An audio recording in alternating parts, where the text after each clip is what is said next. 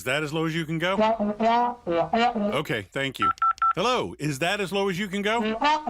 Okay, thank you. What are you doing? Calling around to get the best rate on a car loan. Why? Everyone knows Alcoa 10 is the best choice to purchase a vehicle or refinance your current loan. And with low interest rates and 90 days to your first payment, it's a no-brainer. You can even apply online and sign all the documents from the convenience of your home. Yeah, I don't know what I was thinking. Alcoa 10 Credit Union. It's so easy. Go to atfcu.com for details. Rates are dependent on credit score and equal housing lender. With smartphones being such an integral part of our daily lives, it is truly an inconvenience when it doesn't work properly. It disrupts the normalcy of our day. When you go into the cell phone store to have it repaired, they just try to upsell you on a new phone. That's why the owner of iDrop, TKL, left those places and opened iDrop. His goal is a happy customer. TKL and the team will listen to what you have going on and work to solve the problem of your broken device in a way that best suit your needs, instead of trying to upsell you on something that you just don't need. They don't just repair phones, they can service your laptop or PC as well as your Mac. Windows 7 support is over, but iDrop can help you transition to Windows 10. They have a 5-star rating on Google with hundreds of positive reviews. Let me say that again. I don't think y'all understand how big this is. They have a 5-star rating on Google. Their customer service really speaks for itself. So if you ever find yourself with a device that isn't performing as it should, give iDrop a call at 865-888-9740 or check them out on Facebook at iDrop of Knoxville. If man made it, they can fix it. Deep down the middle's got his man, and he's gone. Jason Swain, touchdown. It's time for the Swain Event with your host, Jason Swain. My man. Real sports talk for the real sports fan. All you chumps are gonna bow when I whoop him. It's time for the Swain Event, fueled by Dead End Barbecue. Give me 2 rounds and a Ric Flair.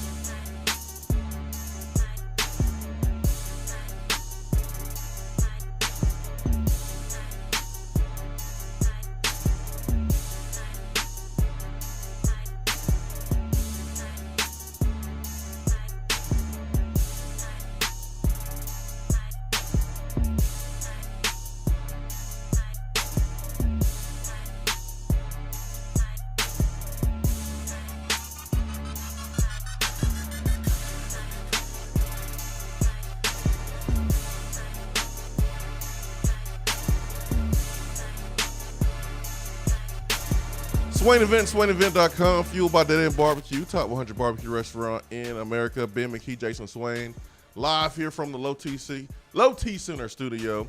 Our telephone number is 865-255-03, Ours Networks hotline. Ben, it's Jumpman Day. Jumpman. What up? What's up? First light jacket that I saw when I got up this morning. The worst part about moving may be that when you finally get all of your crap in your home, you don't know where anything is. I don't know where anything is in my house right now. Everything is everywhere. We spent 30 minutes yesterday before my wife left for work looking for her hospital badge because we had no idea where it was. And my clothes are the same way. So whatever I see in the morning, that's what is being put on. But today needed a little light jacket. It's a little crisp outside. Feels good outside. Yeah, man. You're right. It does feel good. Feels like fall football weather. That's right. Now, I know when that game kicks off on Saturday at noon, it's not going to feel like fall football weather. So feel like summer? High of 84, which isn't that bad for this time of year. Oh, yeah. That's perfect compared to 94. Yeah, but I imagine it'll feel like 94, 95 because it'll be noon game, nothing but sun. Who knows, man? It's Knoxville. It may snow. It may snow and rain and sleet all of the first half. You just never know with Knoxville's weather. Jump man. Them boys up to something. And that is the Swain event today. As we don't need to waste any time here, Ben. Because the challenge has been issued.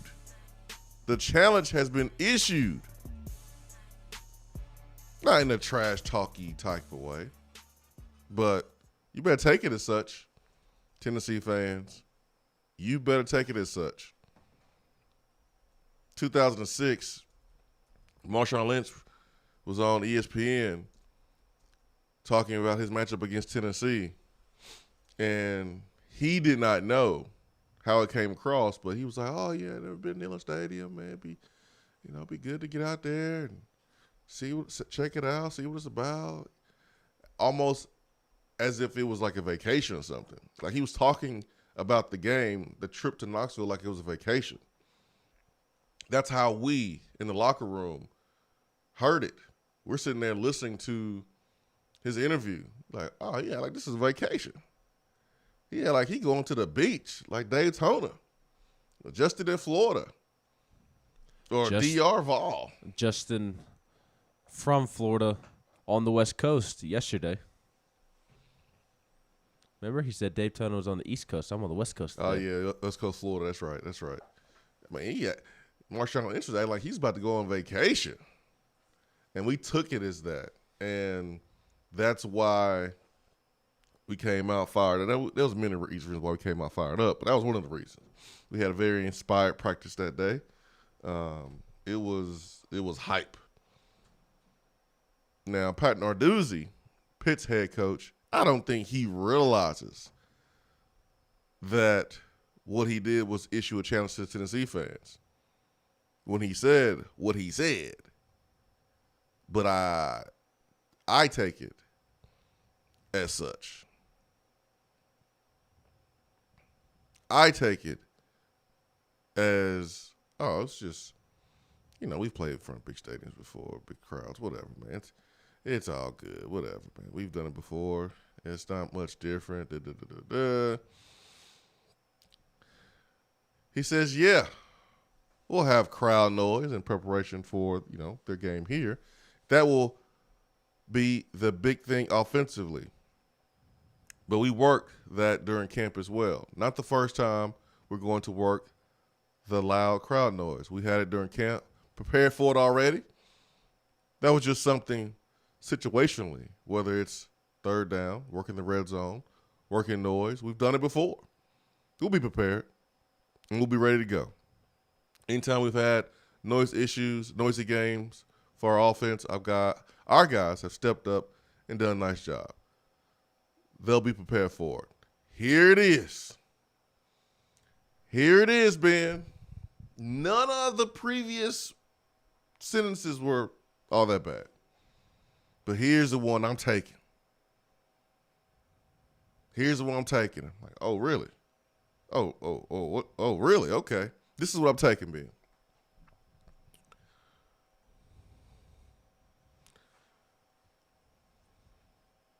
If I can go back to it, find it. I'm over here hype, man. And I'm struggling here with my mouse, and I lost my spot.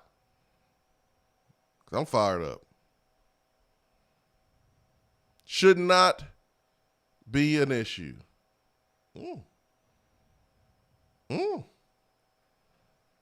Should not be an issue. Okay. I mean, that's what he's supposed to say. Don't get me wrong. I'm not here trying to twist his words and making it bigger than what it really is. That's what he's supposed to say about his football team, about his players. He's supposed to have confidence in his players. But at the same time, if you are Tennessee fans, you're supposed to take it as, shouldn't be the issue, right? All right. We'll have something to say about that. 12 o'clock game. Should not be an issue. Yeah, I don't blame Pat Narduzzi for what he said at all, and I don't think it's as big of a deal as Twitter and message boards are making it out to be. He should feel that way. He has a fifth-year quarterback who is very talented.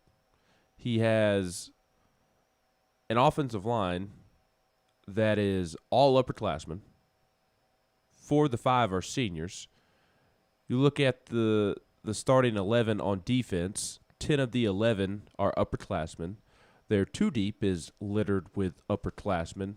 This isn't the Bowling Green type of inexperience that we talked about last week, where they had 71 players who graduated high school within the last 2 years. That is not this Pittsburgh team. So I don't blame Pat Narduzzi at all for thinking that a veteran football team, which he has, is not going to be prepared for this. It is not going to be an issue to them. It shouldn't be, quite frankly. Those guys have played a ton of football. Now, they haven't played anywhere in the ACC like Neyland Stadium. That is going to be different, and it is unfortunate that Pittsburgh lucked out with a noon game and not a night game, because there will be a difference. Not saying that it still won't be loud on Saturday. It will be, for sure. No doubt about it. But it's just different when it's Neyland at night. It just is. No bones about it. So I don't blame Narduzzi at all for thinking that it's not going to be an issue. If I were him, that would be my expectation as well. I'm a good football coach. My teams are always well coached, and I have a bunch of veterans. Quarterback isn't really fazed by anything. The noise shouldn't be an issue. Well, if the noise is not an issue on Saturday, that means that Tennessee did not do its job.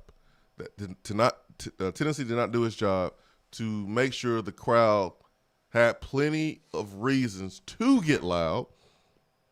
And if it's not an issue on Saturday, that means the Tennessee fans in the attendance did not do their job either.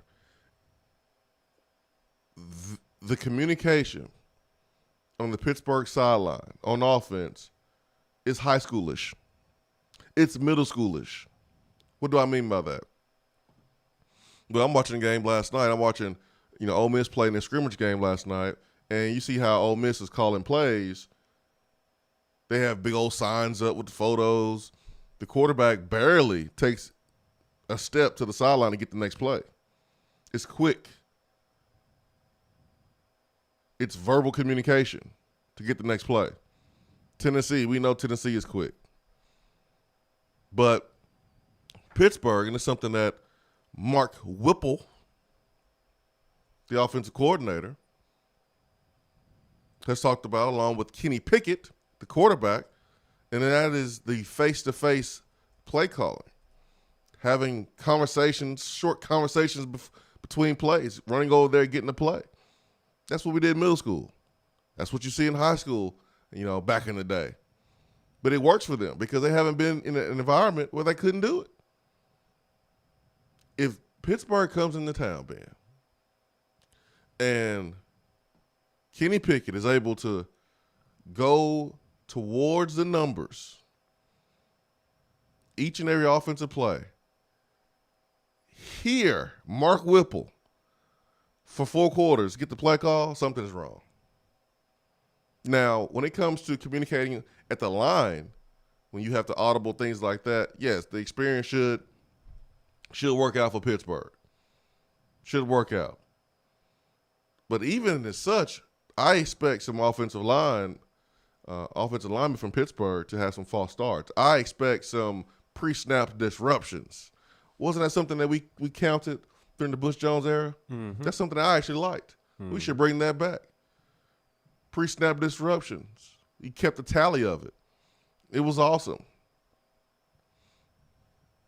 I don't care if it's noon, 3 o'clock, whatever. This is a challenge to me. And it's not like he was like, oh, that crowd ain't nothing. Correct. But he's confident in his players, and cool. He should be. No, there's a double-edged sword to making that comment. There's nothing at all wrong with what he said. It shouldn't be taken as disrespect from the Tennessee side. But as you have illustrated, it is absolutely a challenge that he is issuing that I don't know that he necessarily realizes. Because here's the other thing. It was only 84,000 in Neyland on a Thursday night, And although this is not a night game, I still feel like there's going to be more people. For sure. Better level of competition. Those in Middle Tennessee, West Tennessee, the bordering states around Tennessee, that it's not easy for those fans to make it to a Thursday night game. They can travel in this weekend. So you're going to be expecting several more people. Because it is a weekend game that people can get to easier because of work throughout the week. And again, the competition level is higher. So 84,000 last week. I mean, I think we're going to be around 94, 95,000 this week, if not higher. I don't think that they're going to get to 100,000, but 94 to 97, I think Tennessee is going to be somewhere in that range. So that's a lot of people. And Pittsburgh doesn't play in a ton of environments like the one they're going to play in this Saturday, even with a down Tennessee football program. They don't play in those type of environments in the ACC. They do play at Florida State. They do play at Notre Dame. They do play at Virginia Tech. But Virginia Tech, Florida State, Fuente and Norvell, Willie Taggart didn't do much the last couple of years. So those environments at those schools were not the same as what we just saw this weekend. Virginia Tech absolutely rocking on Friday night. I've got to get to a game at Virginia Tech and see them run out the Sandman. That's really cool. I hope Tennessee schedules a home and home with Virginia Tech. I'd like to see that in person. Florida State was rocking and rolling Sunday night as they tried to upset Notre Dame. So they don't play in great environments all the time. There are a couple of schools, I mentioned them, but I'm sorry, like Boston College, Syracuse, teams of that nature are not putting out the same type of game day environment like a Tennessee.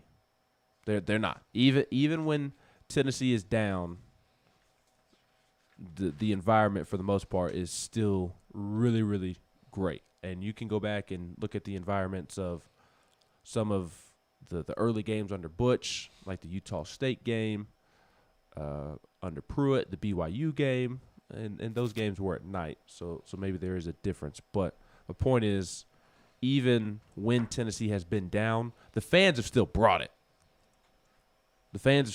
So I will truly be curious to see if his experienced football team is affected on Saturday. And like you said, Swain, he did not intend any disrespect, but Vol fans should absolutely take it as a challenge. For sure, man. Take it as disrespect. That's what I would do. Yeah. Pull an MJ. Pull a Tiger Woods. And I took that personally. That's what Tennessee fans should be saying.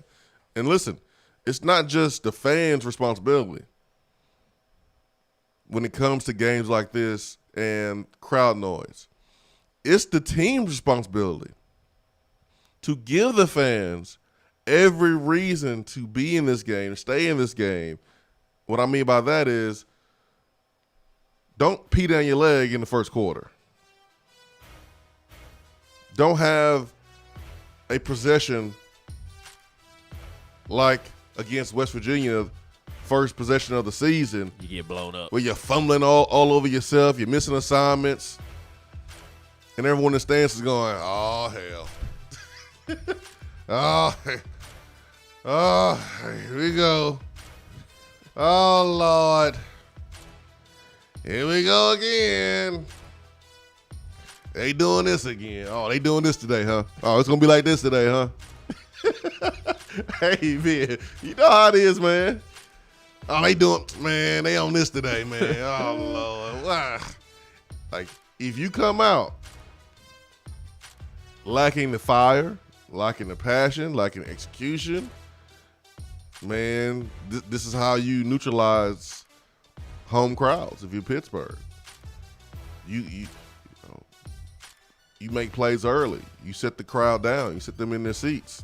But if Tennessee can make some plays early, get the fans involved, and keep them involved, Narduzzi's going to be singing a different tune after the game. Yeah. Because there's nothing like it. There's nothing – you can't prepare for Neyland Stadium when it's loud. You can't. You can talk about it. You can put on Rocky Top in your practice and play it 83 times until the neighbors get mad and they're complaining. But there's nothing that prepares you until Mike Tomlin starts complaining. Look, we're trying to prepare for the Bills. That's right. Make Mike Tomlin complain. But there's nothing that prepares you for live Neyland Stadium. There's nothing. But again, it's the team's responsibility to make sure that the fans have something to be up for at the beginning of the game. Oh Lord, they done doing this again, man. I don't even know why I came today. Tina R said that if the student section is as loud as last Thursday, we will be good. I could not hear the student section. They're gonna be asleep. But the student, I was surprised by the student section last week. I was when I was a student, and in the last couple of years, the students showed up. If they showed up very late, and the student section had some big old holes in it. There was a lot of silver in the student section from where you could see the bleachers games? all the time. Oh, okay. All the time, except like the Alabama game or the Florida game. Now, I did have the 16 season in which Tennessee was pretty good until they peed down their leg at the end of the year. So the student section was pretty packed in those big games that year. But 17, which is last year.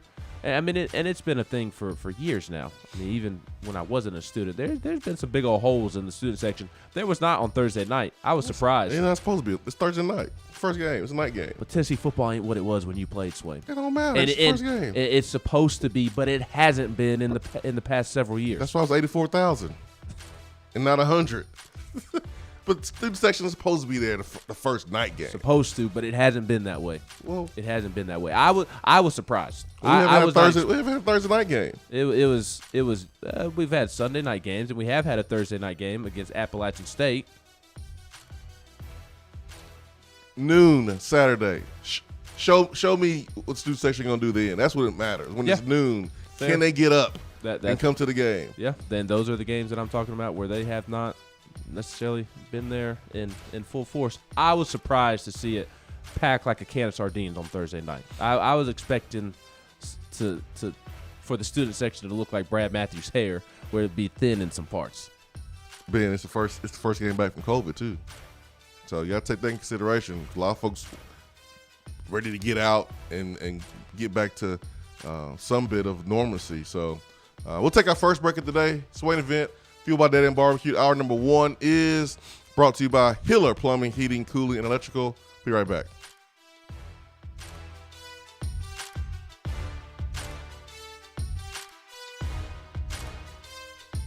If you want to get in on the conversation, call the Iris Networks hotline at 865-200-5503. Grow your business with Iris Networks high-speed fiber internet.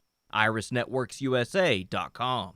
If you're coming to Knoxville and need a place to stay, do yourself a favor and book a room at Hampton Inn Paper Mill, also known as the Hampton on the Hill. This award-winning property is literally in the top 5% of all Hampton Inn properties. The GM, Stephen Lawrence, is a good old local boy who grew up in the business around Knoxville.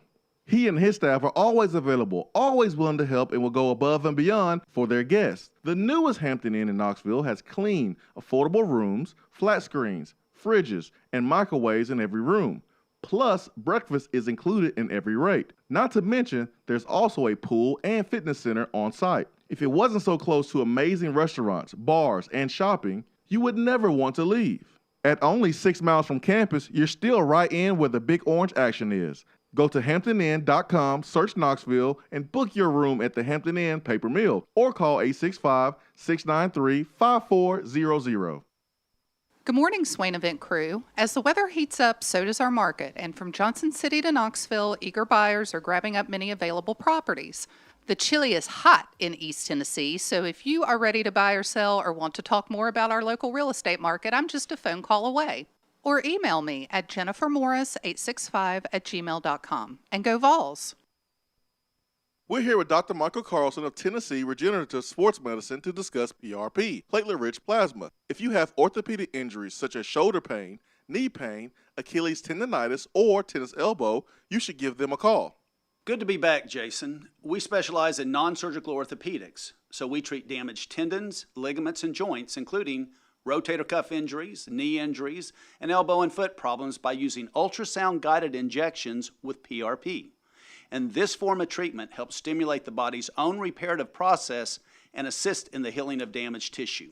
Doc, what makes your training different than others? I've been practicing in Knoxville for over 26 years, and I'm certified in interventional regenerative orthopedic medicine through the American Academy of Orthopedic Medicine. They've been the leader in this form of treatment since 1983. I also teach this form of treatment on a national and international basis to other physicians, residents, and medical students. Here in our clinic, I'm the one doing the procedure, and we're using your own PRP, which are concentrated platelets, to treat your injury. So in other words, Jason, it comes from you and it goes back to you. So you know exactly what you're getting and know exactly the level of training involved. Do what the pros, college athletes, and I have done, and visit them online at trsportsmedicine.com. Tennessee Regenerative Sports Medicine, East Tennessee's leader in PRP therapy.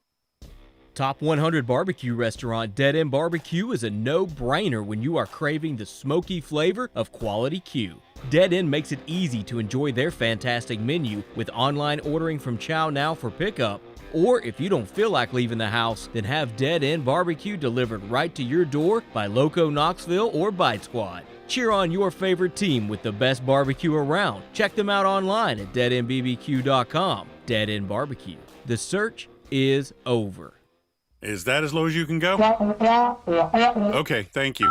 Hello, is that as low as you can go? Okay, thank you. What are you doing? Calling around to get the best rate on a car loan. Why? Everyone knows Alcoa 10 is the best choice to purchase a vehicle or refinance your current loan. And with low interest rates and 90 days to your first payment, it's a no-brainer. You can even apply online and sign all the documents from the convenience of your home. Yeah, I don't know what I was thinking. Alcoa 10 Credit Union. It's so easy. Go to atfcu.com for details. Rates are dependent on credit score and equal housing lender. With smartphones being such an integral part of our daily lives, it is truly an inconvenience when it doesn't work properly. It disrupts the normalcy of our day. When you go into the cell phone store to have it repaired, they just try to upsell you on a new phone. That's why the owner of iDrop, T. Kell, left those places and opened iDrop. His goal is a happy customer. T. Kell and the team will listen to what you have going on and work to solve the problem of your broken device in a way that best suits your needs, instead of trying to upsell you on something that you just don't need. They don't just repair phones, they can service your laptop or PC as well as your Mac. Windows 7 support is over, but iDrop can help you transition to Windows 10. They have a 5-star rating on Google with hundreds of positive reviews. Let me say that again. I don't think y'all understand how big this is. They have a 5-star rating on Google. Their customer service really speaks for itself. So if you ever find yourself with a device that isn't performing as it should, give iDrop a call at 865-888-9740 or check them out on Facebook at iDrop of Knoxville. If man made it, they can fix it. For a replay of each day's Swain Event TV, like us on Facebook.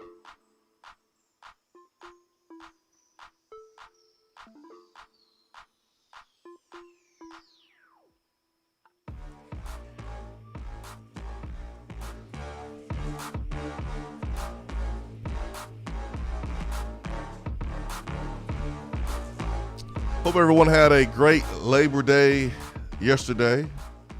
Hope you spent some time on the grill, spent time with family and friends, or maybe you did that on Sunday. Hope you did not burn anything or put out any dry food, because that would stink. We had a good old time over here. Swain Event House. Smoked a couple butts on Sunday. Started way too late, man. Oh my gosh, started way too late, man. Up too late? Man, I started about I want to say like 4-ish, and I was up to like 1:30. So I took the butts off. Well, under 10, but I took them off. It was time to go to bed. I wasn't gonna wait up. I had dozed off so many times on the couch. I was like, man, I'm gonna take these butts off, put them in the oven, put them on low. I'm going to sleep. Because at that point, I had them wrapped anyways. And so, woke up and cranked the oven back up. And then by the time the show was over, man, it was ready to go. We was ready to go. I took them off about 8:30 during the show, during the break, and then let them rest for an hour and a half. after the show, Ben. Woo! Took that bone out, just slid right on out, shredded it, and sent my guy home with a bag of that pork. That's right. You should have seen me on top of the parking garage across from the football facility before I had to go into Josh Heupel's press conference. You sent it in a bag, and I was just sitting there in my car just eating it out the bag. Goodness gracious. I was hungry, man. You're a caveman. It's so easy. A caveman can do it. Ben was hungry. I feel you, man. I feel you. I mean, it was good poke now. It was good. It was good. Big Z Train says, hey, guys, what's the status of Byron Young for this weekend's game? Thanks. Josh Heupel is preparing as if he's going to be available and be able to play, even though they're still appealing his status. He has not yet been cleared to play, but it's up in the air, Ben. Anything that you want to add? Nope. Same as last week. Tennessee is crossing its fingers that Byron Young will be eligible this weekend, because this is when it truly hurts Tennessee. Last week, obviously, Tennessee can get away without him playing, but against Pittsburgh, a veteran quarterback, a veteran offensive line, they need the best pass rusher, and that's exactly what Byron Young is. He is Tennessee's best pass rusher. So, keeping their fingers crossed, but I imagine it'll come down to the wire, just like it did last week. That's why the news broke so late on VolQuest, is because Tennessee was waiting to find out from the NCAA whether or not he would be eligible for that opener. There was a chance, and Tennessee never heard back. So he was ineligible for the first game, or technically suspended, although it's so stupid. He doesn't deserve to miss these 2 games, but that's a different conversation. Nope, doesn't deserve it one bit. But you roll with it and control what you can control. Let Tennessee do their job, and let's try to appeal. And you prepare for the game. If you're able to play, awesome. You be ready to go. But if not, then hey, you'll be ready to go next week, and certainly for the first SEC game against Florida on the road. All right, let's get to the phones, and let's bring in Titans Bill. Tradition. Enough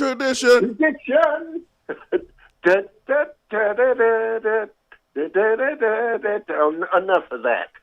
Let's get to business, Titans Bill. What you got? Yeah, let's get to the business. Let's get to the business. I believe we could take Pittsburgh. I really and truly do. If the defense can play like they did against Bowling Green, I believe they could take Pittsburgh. All right. And I'll tell you, there were a lot of surprises in college football last weekend. What's the biggest one for you, Titans Bill? I would probably say Washington and Montana. The Grizz. The real Grizzlies. The Grizzlies. That hole-in-the-wall school that came in there and upset them in their thing. And I believe they're going to be 0-2 because I believe they'll lose to Michigan. Yeah, that game is a game I will not be watching. That game sounds so boring. Michigan College football. I'd rather watch Louisville's offense again. I'll tell you what.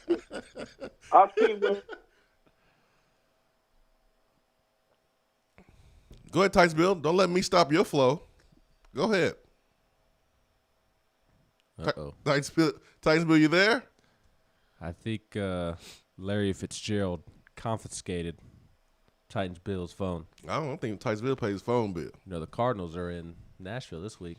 Titans got to deal with Kyler Murray, James Conner making his Cardinals debut. Titans should win that game. I honestly don't know who should win that game. To me, it's a toss-up. I can see either team winning. You got J.J. Watt now. You got J.J. Watt is washed up and old. He's still good. At least he'll be good the first game of the season. He may get hurt, but at least he'll play the first game of the season, unlike his brother. I mean, you got A.J. Green now.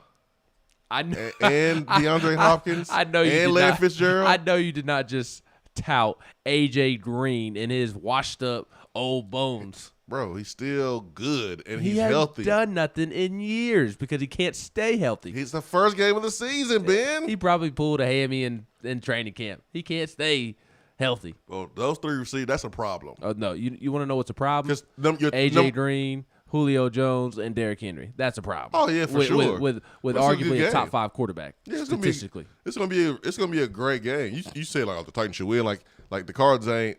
The Cardinals ain't really good. They're really good now. No, I didn't mean it like that. That's how you said it. I did, but it was more so in the tone of I don't trust Kyler Murray and Cliff Kingsbury. I think they're good. I just don't know that they're consistent. They're still a little sporadic. Mike Vrabel had younger guys shown some great in-game coaching either sometimes. So. He's done more than Cliff Kingsbury. No, that's true. He's done definitely more. It'll be a good game. There you go, Ben. Finally. I hope the Titans win. I'd like too. to see the Titans win. Plus, I mean, you're forgetting that the Titans have the best fullback in the league. Yeah, and you forget that the Tennessee fans, that's home game, who are Titans fans, are this fullback's best fans. Volunteer Jack said it perfectly. Arizona is where players go to retire. It does feel like that. I mean, yeah, Emmitt Smith. Who else went out there? A.J. Green and J.J. Watt. I'm talking about a previous experience. I mean, Volunteer Jack said that because it's happened before. So Emmitt Smith is the one that comes to mind, like you said. Kurt Warner. Yeah, and he was really good with the Cardinals. Kurt Warner, Edgerrin James. Yeah, Edgerrin. So Volunteer Jack is right. Edgerrin started his career with a Colts gold mouth and ended with a gold jacket. Yeah. One of the all-time great lines. Yeah, for sure. Big Shot Rob. Big Shot, my guy. I'm actually excited to see how much improvement we see from last Thursday to this Saturday in all areas. I truly believe Milton's going to bounce back this weekend. Orange glasses on, of course, but we have a quarterback guru, so I believe. Yep. Tramel with the late Emmitt Smith on text box. Tramel, you late. Read Tramel's last message at 7:31.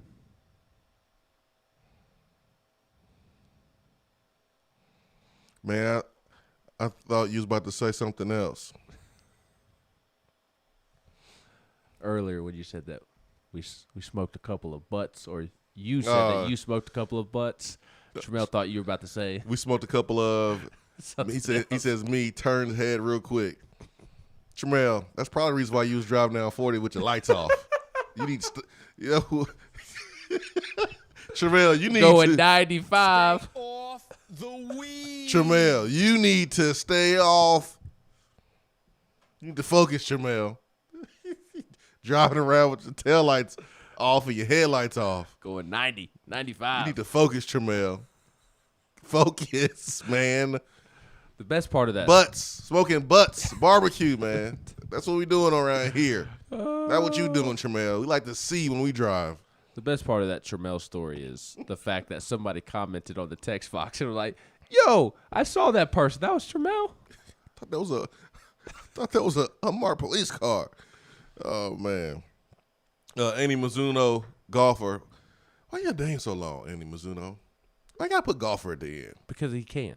That is true. The characters didn't run out. Maybe we need to do that next update. You didn't say nothing about Big Shot Rob or Tramel from Chats, their name being too long. Yeah, but it's like golfer. He likes golf. I get it. We're going to put some character limits on that. That'll be with the next update. Just kidding. 2015 Oklahoma players and coaches still talk about how crazy it was. Yep. It was a night game, though. But still, that was a bigger opponent. It was a bigger opponent, and the team actually was – there was momentum going into that season, too, from the 2014 season.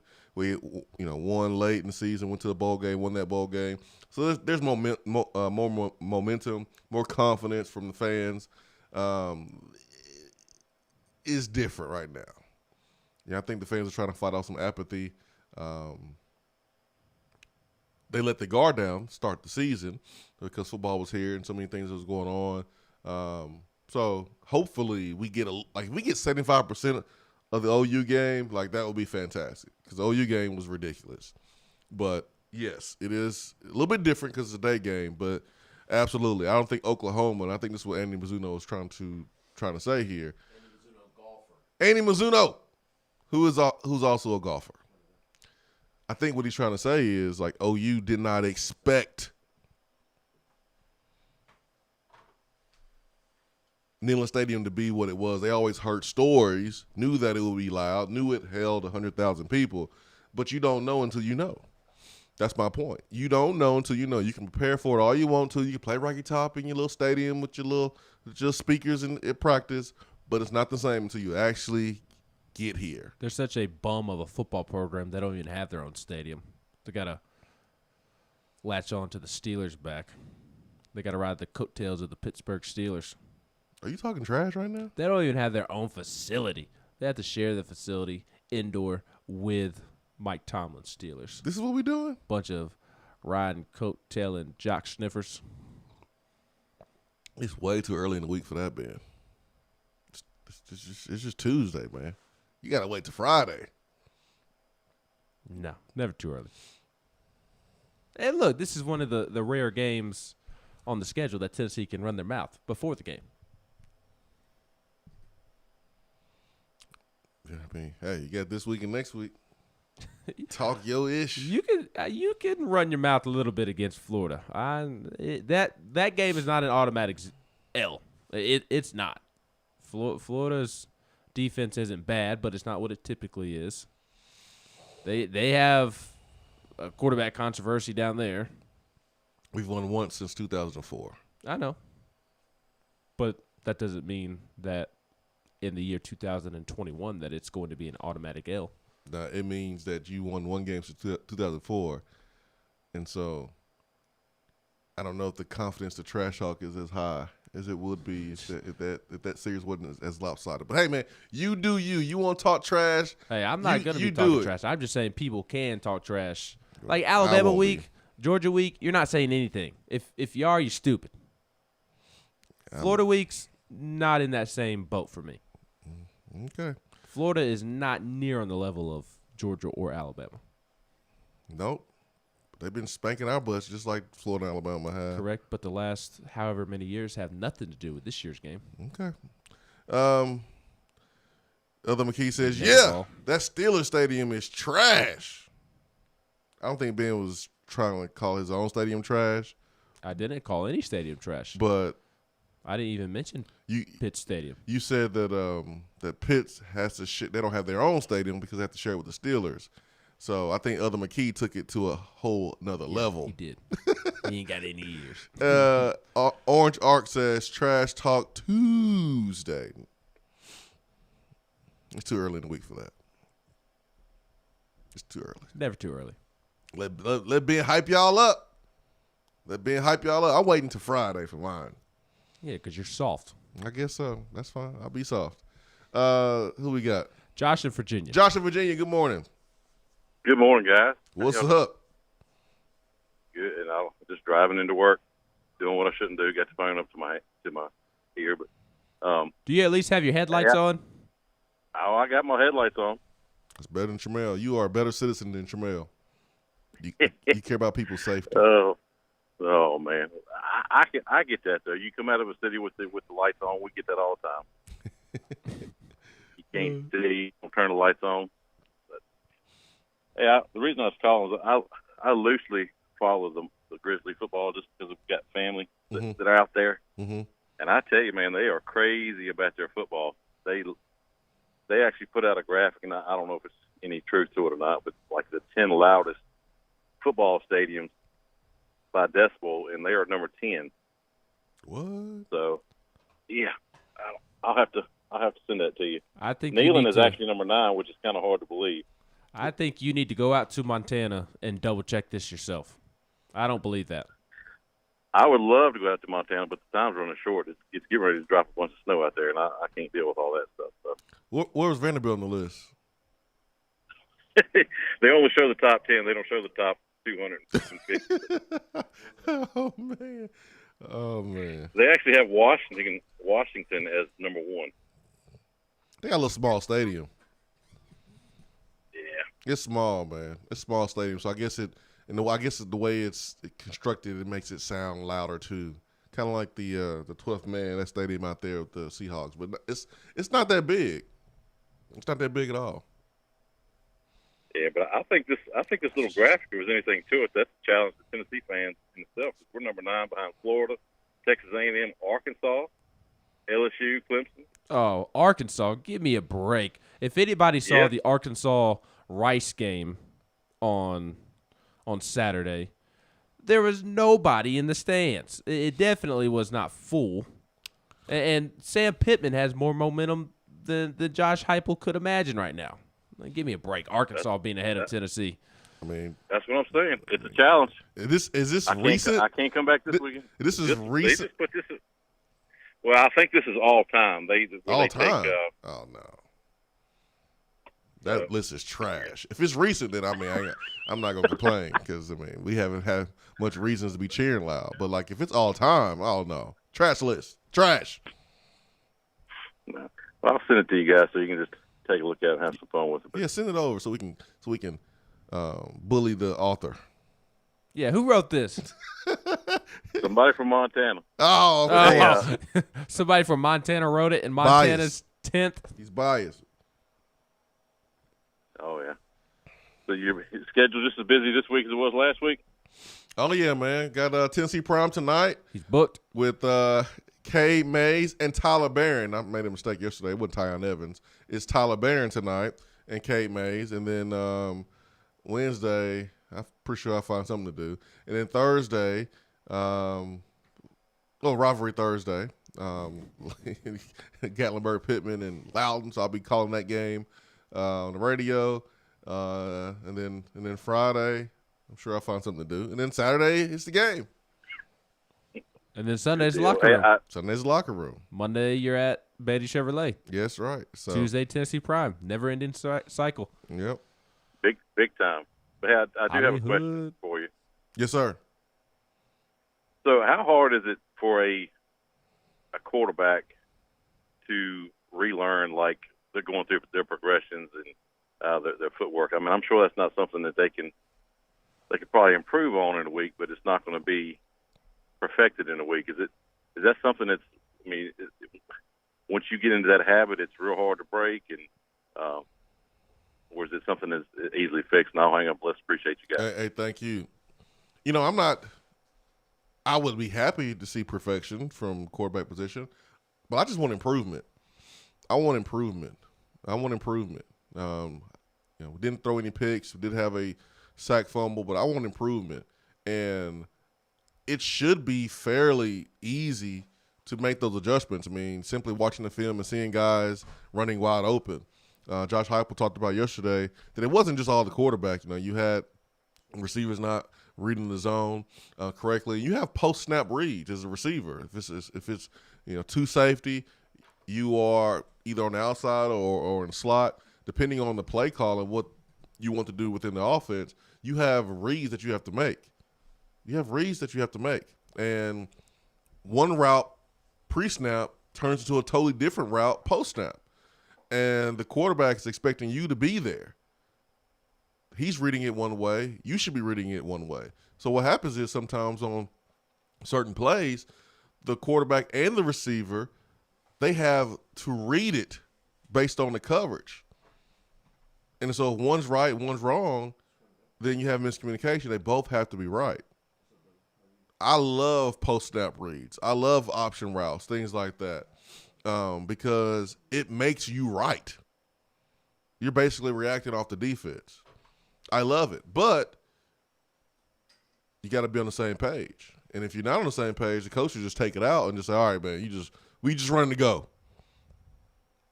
Something that Heupel talked about yesterday stood out. He talked about the coverage that we're going to see from Pitt. You're going to see some man-to-man on the outside with some quarter coverage, which means you're going to have some squatting safeties, which gives you a perfect opportunity to run some post routes. Squatting safeties means outside leverage from your corners. you have a perfect opportunity to run a post route. I remember South Carolina game, my senior year, I never played this position. I always played, the I guess you would call it the flank. You would call it the flanker, whatever. But I would always play one position in wide receiver. You never played tight end until this game? No, I never played tight end. But so the X, which was a split end, I played flanker. So the split end, his post-snap conversion, his post-snap read was to run a post and quarter coverage. Well, I don't know what happened. I wound up playing Meacham's position. I don't know where he was, but I wound up playing his position, and I never really played it. Well, guess what? Quarter coverage. I had a go route, and I was supposed to convert it to a post, and I ran a go, and they ain't threw it to me anyways. But I busted on that play because I didn't convert. I never really played that position. Never really worked on that much. But in the game, did it. So you got to be on the same page. You got to know your conversions, your post-snap reads. Now back to Josh's question, can it be fixed? Yeah, it can be fixed. But I'm not next to Joe Milton all day. I don't know what type of approach he's taking. I don't know how much time he's spending in the film room. I would imagine he's spending time in the film room. He's a quarterback. But how much of it is he spending on his time? How late is he at the complex? How early is he at the complex? I don't know these things because I'm here. So the thing about that question is we're going to get the answer on Saturday because we're going to be able to see, is he making the same mistakes as he did last Thursday? Now, some of the throws may be the same, good or bad, but the processing of information, the decision-making, getting the ball out to his first read, to a second read, those things I think we'll be able to see. But it shouldn't be a huge issue, him bouncing back. I don't expect perfection. I expect improvement, and I hope we see that. All right. Who's on the phone? Tramel. Good morning, Tramel. What up, man? Little Bob Marley Tramel, what's up, man? Yeah, you giving me the business like that, man. In my defense, that was a rental. And the fog lights on that car, man, they look like they was on, man. I'm telling you. All right, you get a pass. It's a rental. You not used to where the lights are. I get you. You get a pass. Yeah. So Ben, I don't want to give you a pass. I'm giving you a pass. Yeah, I gotta get a pass. I mean, you know what I'm saying? Because like I said, I ain't know the light. So when I got home and I realized it, so I started playing with the lights. And I'm like, oh, okay. I was like, these fog lights kind of weird. It's a 2015 Maxima, what it was. But yeah, man, y'all ain't ready to give me the business like that, man. And for that statement you made, I wasn't the only person that thought that either. Somebody else texted me and was like, man, I thought the same thing. How do you know somebody else texted? I thought you were about the man. Hey, what? How do you know someone else texted that? We only see the text box. This ain't a message board. No, somebody personally texted me that listens to the show. All right, you got me, Tremaine. Somebody did call in. Somebody did text in and say the same thing. You're right. For real? Y'all some weed heads. I can't finish my sentence. I'm talking about smoking butts. Maybe in the past. Maybe in the past, it was just the way you paused, though. You paused in between. You paused, and I'm just like, what? Why you yelling like Volsor? I know he ain't. You made that pause. I was like, wait a minute, what? Then you said butts. I was like, oh. And Diane laughed, and I was like, what? I was like, what? Oh, I man. thought this boy got up this morning wilding. No, man. Smoking butts. But no, Pulled man. pork, So baby. I'm excited about the game this weekend. Pittsburgh. I hate that that's our litmus test. I mean, that's how far we've fallen. That Pittsburgh is our litmus test. I mean, that's what really sucks about the whole situation. To me, it is what it is. I mean, I think we're gonna win the game. I don't know if we'll win it handily. I say maybe 11, 12 points, somewhere around in there. It'll be a competitive game. but then I think our talent might do a little more, do us the better bidding for the game. In my opinion, I don't know, man. Like you said, Ben, that line was, garbage last year, and we've had that situation where our line was, we were turning all these seniors and juniors, and that's supposed to be the strong suit, and it ended up being the worst unit on the team. So I don't know when we actually played against real competition. So I mean, I don't know. I can't wait to see the game, man. I'm really optimistic about what's going to happen. I think if we like I said, like Titan Bill said, if that defense play with that same energy and that defensive line get off the ball, and the NCAA let us get our dude back, we might be in a good situation to take him out of that rhythm. Because he was in the rhythm, man, and if we don't get him off that line right there and just let him sit in there and take off like he did, then we might be in trouble. But I think the defensive line might hold suit, and I think we're going to be all right, man. Like I said, 12 points, man. I'm going to get out of here. I appreciate you, man. And when you go to rent a car, man, stay away from those Nissan Maximas. Get you a Scion or something. Get you a little Beetle. That'd be funny seeing Tramel with those dreads and a little Beetle. Little V-Dub. That'd be funny. With his Chihuahua. With his little Chihuahua. Mellow. Dreads and the Beetle with a Chihuahua in the front seat named Mellow. All right, let's get to Irish Network's hotline. Let's go back to the hotline. And let's get to Hill Billy Bopper. Good morning. Good morning, Swain. It's been a while, fellas. Yeah, man. It's good to hear from you.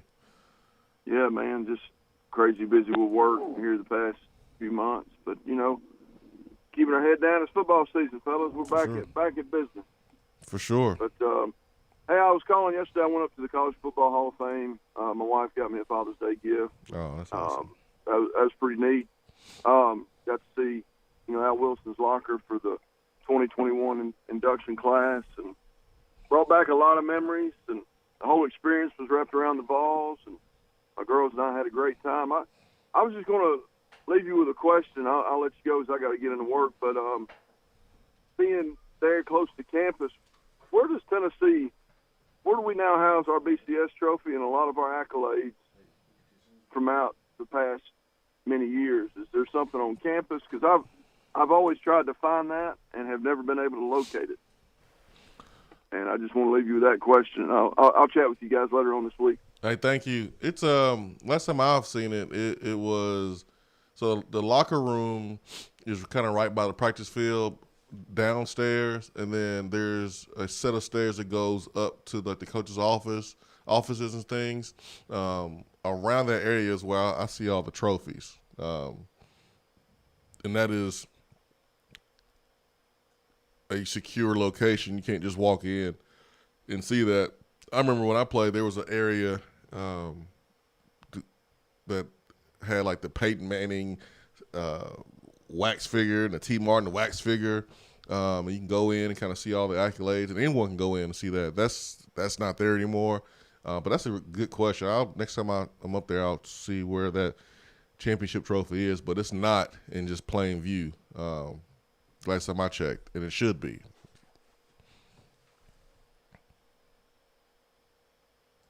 Hold on. I see who's next. Hold on. Let me go. There it is. Kenny, good morning. What's going on, man? Can you hear me okay? Man, I hear you. You are clear. Good morning. I just want to make sure. Hey, bro, listen, man. So me and the family, we coming up Friday. We're going to try to celebrate my boy's birthday Friday evening, man. So if you guys want to swing through, I called Dad in, and they said they're going to keep the cake for me. So I'm thinking about going there, man, and chilling out. I guess around 5:30 or something. Y'all time and just kind of hanging out, man. But my family, man, we excited, man. When Friday? Yeah. I'm getting off work early, and I'm gonna come up there. And What? spend the night up. How old is your son turning? Wait, he'll be 8. 8. Okay. All right. Yeah, man. So yeah, it's just a blessing to give them something that I wasn't able to do when I was a little kid. Mom and Dad couldn't really afford that, but they get to see a big time game and all these fans, man. So listen, guys, I've never been to the ball walk. I've been to plenty of UT games, but I've always went the day of, right? So where's the ball walk at? Is it like, y'all hear me? Yes, sir. We hear you. Oh, So where's it at? Yeah. So where's the ball walk at? I mean, when does it start? It usually starts, 2.5 hours before the game? Yes, and it starts at the torchbearer. Okay, at the torchbearer. Okay, Yep. cool. Thank you. Yeah, That's where they get off. They pull up in the buses right there, and everybody gets right off at the torchbearer and gather around until everybody gets off the bus, and then they start walking down. Soft. In my day, Kenny, in my day, we had to walk all the way from the complex. Oh, is that right? Yeah, man. Feet was hurting before you got to the stadium. You had to wear dress shoes. Toes was hurting. That's what y'all did you? That's right. Yeah. Man, you should let y'all wear some sneakers, bro. That's painful right there. You know what I mean? Back in my day. Hey, but yeah, man. Hey, you know something, man? I was sitting back thinking, man, you know when a brother gets a little old, you kind of, you know, I hope these brothers and, you know, just the whole team, man. And I was thinking, I said to my wife, I said, man, these guys are playing SEC football. Something that a lot of kids don't get to do, right? I hope, man, I'm sure the coach is telling us, man, just go out there and have fun. Don't worry about what the crowd is saying or what we saying, man. Just go out there and just do it, man, because these years, man, you don't get them back, right? So it's kind of like, man, go out there and enjoy them and just have fun, man, you know? That's right. You know, and when you sit back, like, I turned 53 this year, guys, and I just started thinking, like, man, you know, my life is with you, right? So yeah, man, you know, you at the University of Tennessee, a great school, great tradition. I mean, just great tradition, right? Man, kick back, relax, enjoy, have fun, man. You know, high five each other, do all this, and just relax. Man. That's what I hope I see, you know, for the rest of this year. That's right. Live in the moment, have fun, work your tail off, soak it all in for sure. I mean, you can't play uptight, can't play nervous. Caleb, Tremblay, talked a little bit about, that just a little bit of nerves at the beginning, playing for the first time inside Neyland Stadium. Now going into his second game, man, he can be a lot more calm, have fun, come out, play a little bit more loose in his second game in Neyland Stadium. So you're right, Kenny.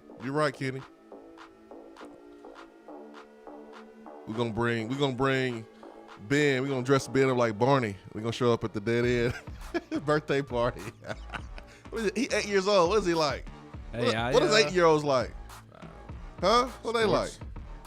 Football. 8-year-old boys, what are they like? That's when I started really getting into Tennessee. Sounds like Kenny's son's doing the same. And hey, I may actually be at dead end anyways, since my birthday's Saturday. The wife and I were supposed to go on Friday night as is to dinner. You're trying to throw hints. You want somebody to pay for your dinner. My wife is paying for my dinner. I don't need anybody else. We're going to dress you up as Barney. I'd rather go as a Power Ranger. Yeah, dress you up as a Power Ranger. SpongeBob or something. I'd be like that one SpongeBob. Kenny's son will be like, what is a Power Ranger? Like hold on. Yesterday, we were in the car, and I had a Jeezy CD. Oh, boy. Jeezy CD that was just laying around. My youngest one picked it up and said, What is that? She's like, what is this? I was like, before I responded, I was like, she wouldn't know what that is. She wouldn't. She cracked me up this morning. She's like, what is that? As they were eating their breakfast and about to head out the door to school, your dog may have snuck up and grabbed a sausage link, and one of them, I couldn't tell which one it was, but when you went to go put the dog in his crate, one of the little ones said, "Yeah, put him in there. Put him in his crate." I could hear how I was rolling it. Put him in there. Put him in his crate. Punish him. She was hyping me up. Yes. Yeah, he deserves to go there. Put him in. I think it was your middle one. Oh man, dude. Oh, that's hilarious. That's hilarious. They are. There's something else. Yeah, 865-255-03. Be right back.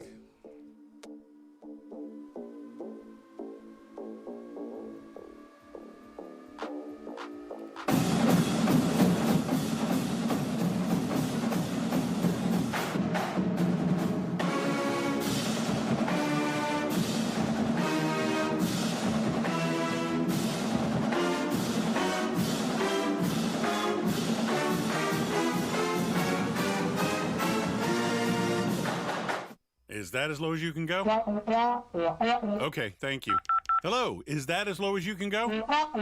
Okay, thank you. What are you doing? Calling around to get the best rate on a car loan. Why? Everyone knows Alcoa 10 is the best choice to purchase a vehicle or refinance your current loan. And with low interest rates and 90 days to your first payment, it's a no-brainer. You can even apply online and sign all the documents from the convenience of your home. Yeah, I don't know what I was thinking. Alcoa 10 Credit Union. It's so easy. Go to atfcu.com for details. Rates are dependent on credit score and equal housing lender. When I made the move to my own studio, I was worried about this. I was worried about that. I was worried about, hey, did I get this piece of equipment? Did I get that piece of equipment? Does that sound good? Does that not sound good? One thing I didn't have to worry about, that was office furniture, because Office Furniture Outfitters met my furniture needs. With a 50,000 square foot facility, they have East Tennessee's largest selection and are the best value for new and used office furniture. Located in Knoxville, it's easy to find everything you need for your new space, including desks, file cabinets, chairs, conference tables, and more. Office Furniture Outfitters is turnkey. They came to my place, we mapped everything out that was needed, they delivered, and get this, set everything up. To learn more about what Office Furniture Outfitters can do for you, log on to ofonox.com. That's ofonox.com. Top 100 barbecue restaurant Dead End Barbecue is a no-brainer when you are craving the smoky flavor of quality Q. Dead End makes it easy to enjoy their fantastic menu with online ordering from Chow Now for pickup. Or if you don't feel like leaving the house, then have Dead End Barbecue delivered right to your door by Loco Knoxville or Bite Squad. Cheer on your favorite team with the best barbecue around. Check them out online at deadendbbq.com. Dead End Barbecue. The search is over. When you see the happy face on our truck, you'll be smiling because you'll know that you're in love. At Hiller, we care about your family's comfort all year long. If you get caught without air conditioning this summer, we're offering a free service call with any repair. That's a free service call when we do the work on your HVAC system. Visit happyhiller.com to schedule your appointment today. Call the happy face truck today. More and more Tennessee businesses are switching to Iris Networks for reliable, local, high-quality, high-speed business fiber internet.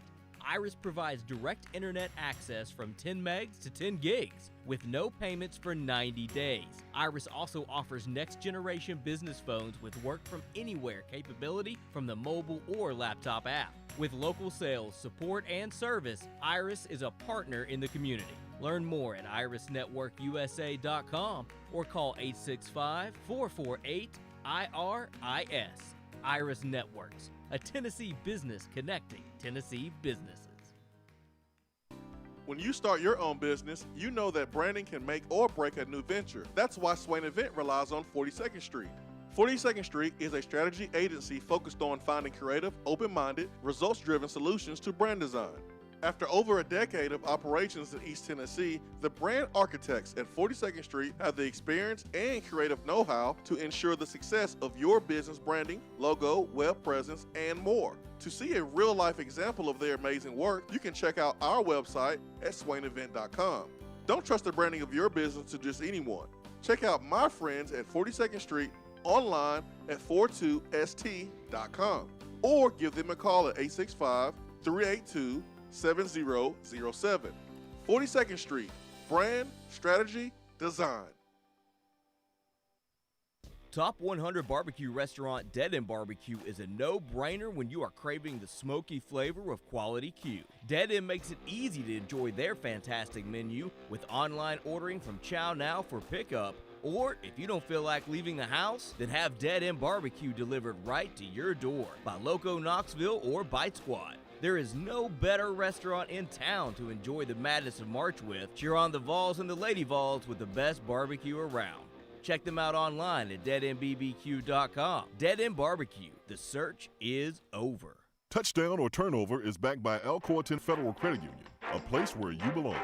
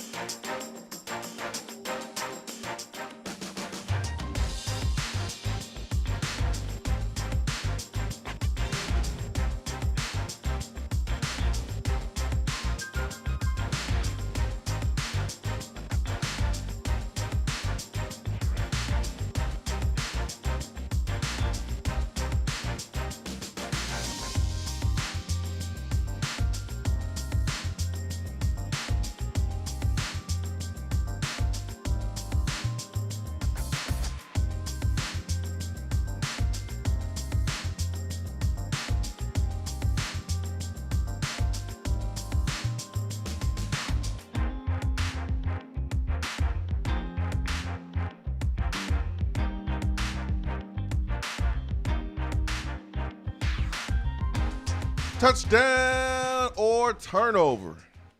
Backed by Alcoa 10 Federal Credit Union, the place where you belong. Better rates and better service. Tennessee, Pitt, noon. Let's get to Daytona, who's been waiting patiently. We'll come back and do touchdown turnover. Daytona, good morning, sir.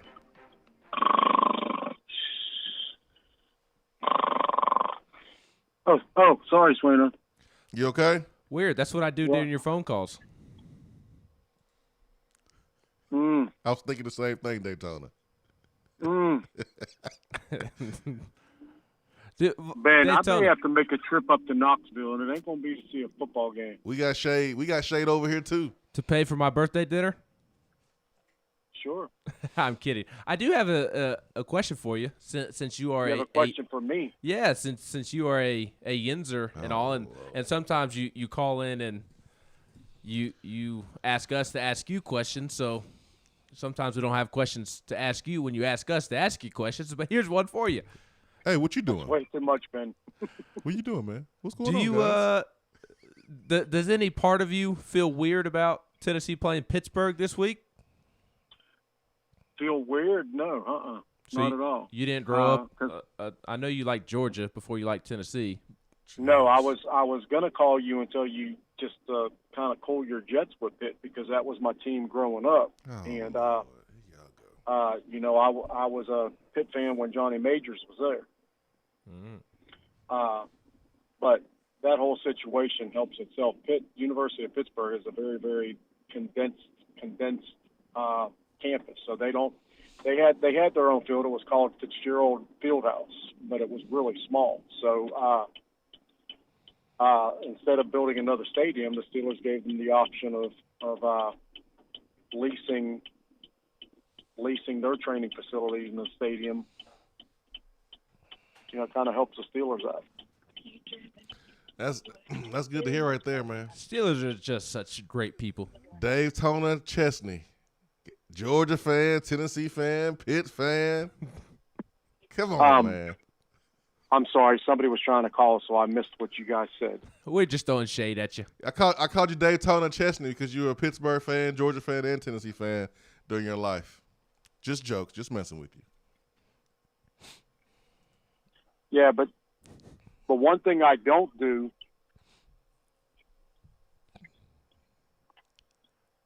is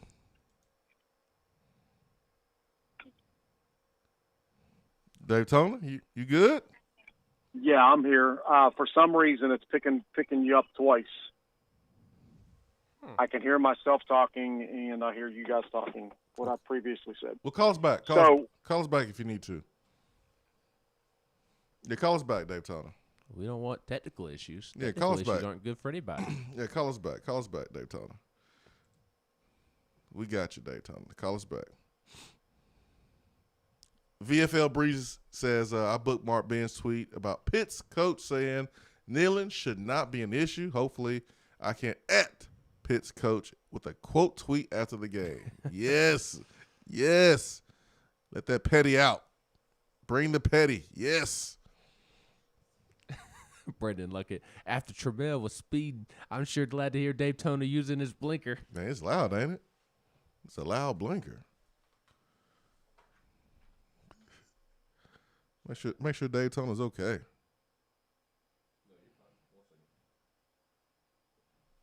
Yeah, G Messer says, don't let your dog eat pork. You make them very sick. I didn't let him. He stole it. Yeah, I didn't let him at all.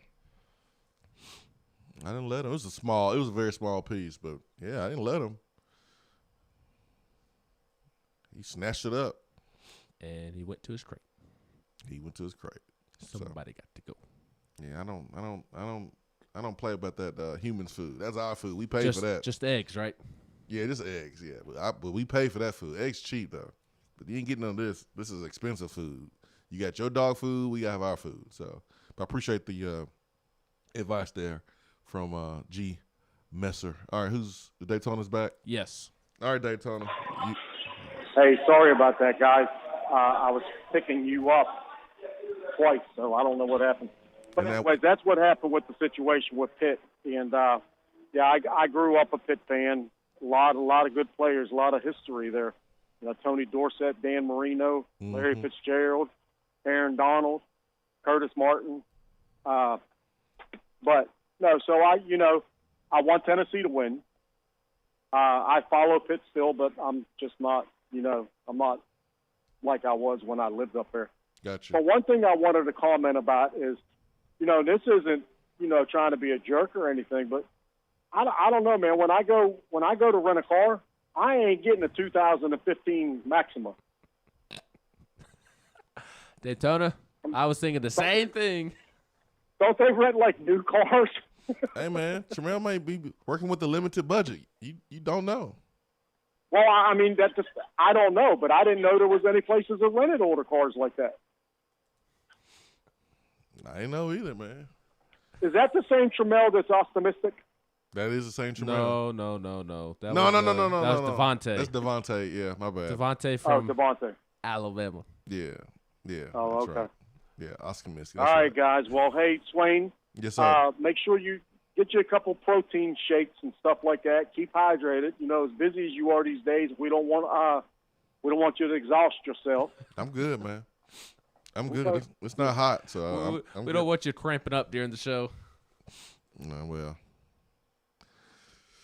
that might happen. Jennifer Morris says, enjoyed seeing some of the Swain Event crew last Friday. Hope to do it again soon. Yeah, that was awesome, man. We went to Dead End Barbecue Friday after the game for lunch. People that were on their way back home after the game.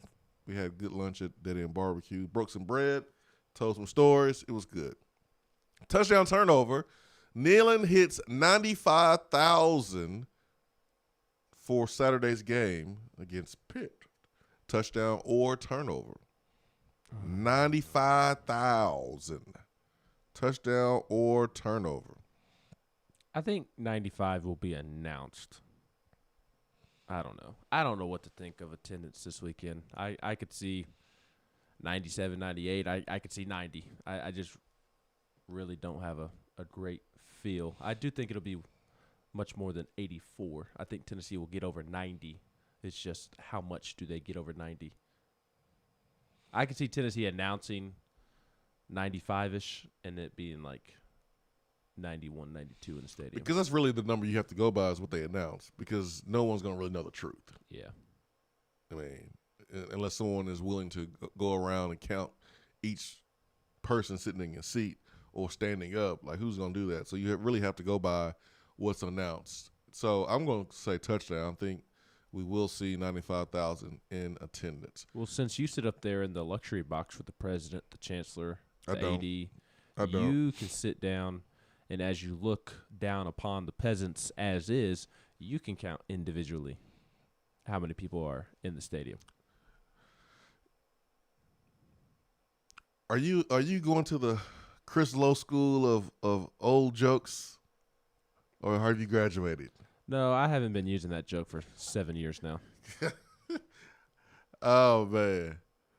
No Fear 28 says, everyone keeps talking about the Bowling Green game and this team. How do you guys think last year's team would have done against them on Thursday night? I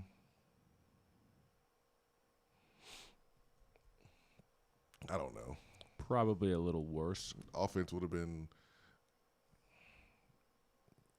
Yeah, I'm going with you, Ben. Probably a little worse, to be honest. I think the defense would have played a little worse.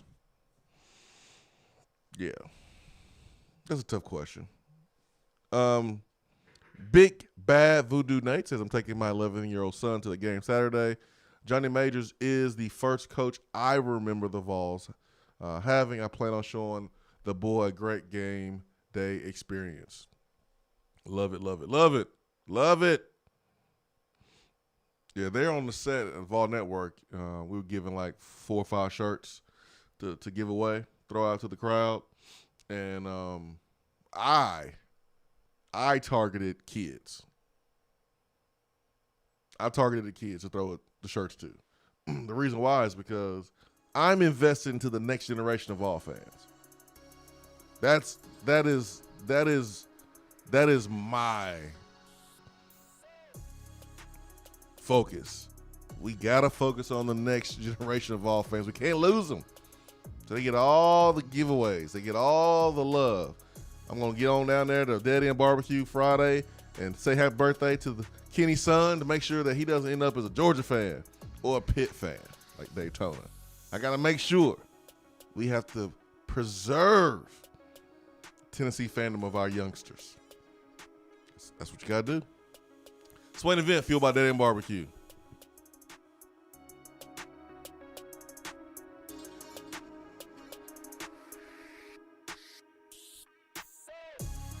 I'm Vince Moore, wide receiver, VFL 1991, and you're listening to the Swain Event. JC's Tree and Landscaping Service specializes in quality tree work done at an affordable price. Trimming and removing trees are their specialty. They also offer other services like land clearing, stump grinding, crane services, and all of your basic landscaping needs for both commercial and residential.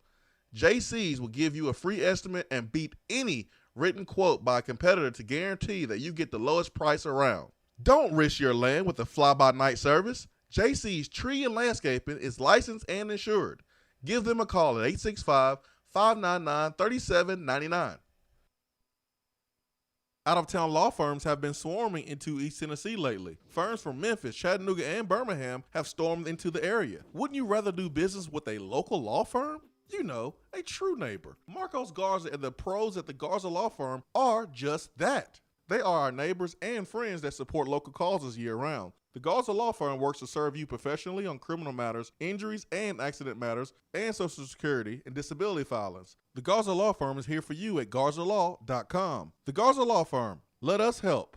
At Iris Networks, we know that business communication solutions are critical to your success. Since 1998, we've been helping businesses in East Tennessee by providing reliable and affordable high-speed fiber internet and voice solutions. That's why Iris Networks is your Tennessee communications partner. With internet speeds up to 100 gigs and work-from-anywhere solutions like mobile apps, video conferencing, and file sharing, we make sure you can stay connected to your customers and great communities we live and work in. Iris Networks, because just like you, Tennessee is our home. Guys, your health right now is more important than ever. I recommend Low T Center. That's where I get my levels checked. It all starts with the annual wellness exam where they do a comprehensive health assessment exclusively for men, making it quick and easy to take care of your health. And now they offer monitored self-inject at-home testosterone treatment. Most insurance is accepted. Go to lowtcenter.com now to book your appointment and make your health a priority. Low T Center, reinventing men's healthcare.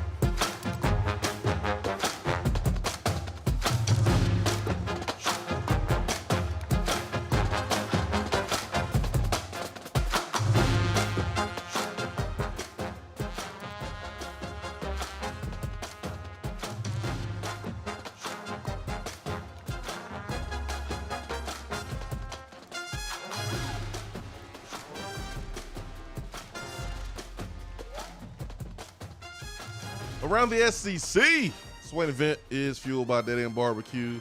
Live here from the Low T Center studio. Ben McKee, Jason Swain. All right, Ben. Ole Miss looked pretty good yesterday. So apparently Ole Miss has a defense? Yeah, they do got defense now. Ole Miss. Or Louisville's offense is straight up trash. It's one or the other. I think it's a mixture of both. Yeah, that's what I was about to say. I think it is a little bit of both. I do think Ole Miss's defense is improved, but how improved we'll see moving forward, because Louisville and Scott Satterfield have not worked out well together, which has been surprising. I like Scott Satterfield. Well, he was trying to get up out of there. There's been a lot of drama. Last year, the year before. Both. Yeah, and so I mean, when he first got there, it was a whole lot better. I mean, I felt like they had some momentum. They were playing hard.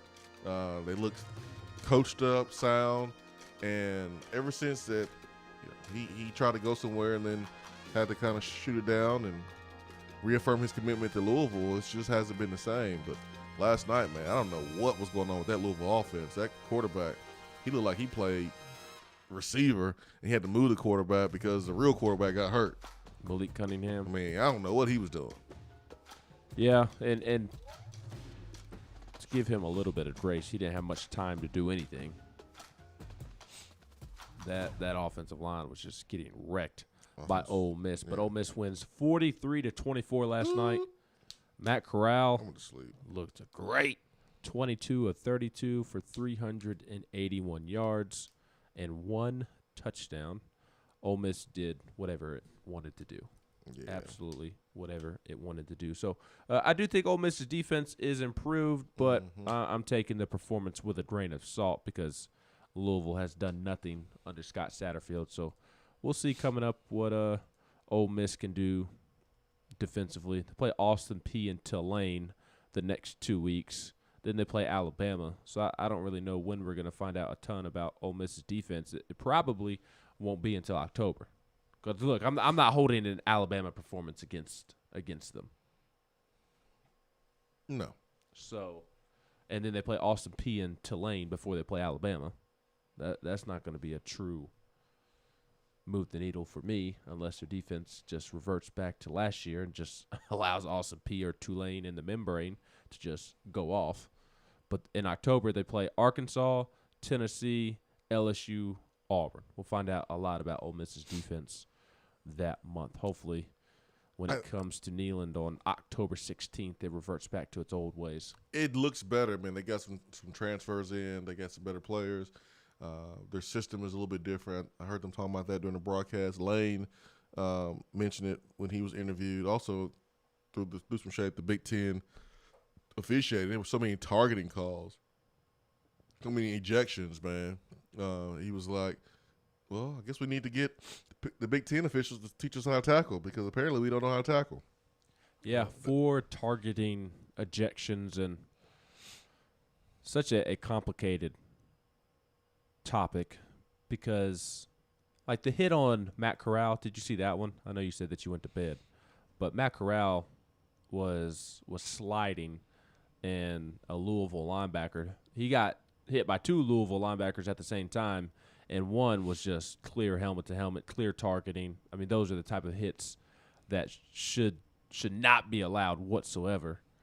And like those type of hits, I feel like should be ejection worthy. But there are other targeting, like on the kickoff when somebody's going to block, and I mean it's simply just kind of how football goes sometimes. I mean, helmets are going to collide. It's a part of the game. Those type of just coincidental hits because of the way football is, I mean, those should not result in ejections, in my opinion. Yeah, this is the one thing I don't miss about college football. I hate about college football is the ejections when it's targeting, man. I mean, these young men work so hard, and now they have to have half of the next game or the rest of the game where they can't play. They got to basically stand on the sideline and watch while the other teammates are competing and fighting. I hate that because I don't think any of those hits look deliberate. I didn't like the one on Matt Corral. Yeah, like it's not like they're launching and trying to lead with their head. I mean, golly, the running backs are dropping their head, and so yeah, when they drop their head and you're making a tackle, your helmets are going to hit.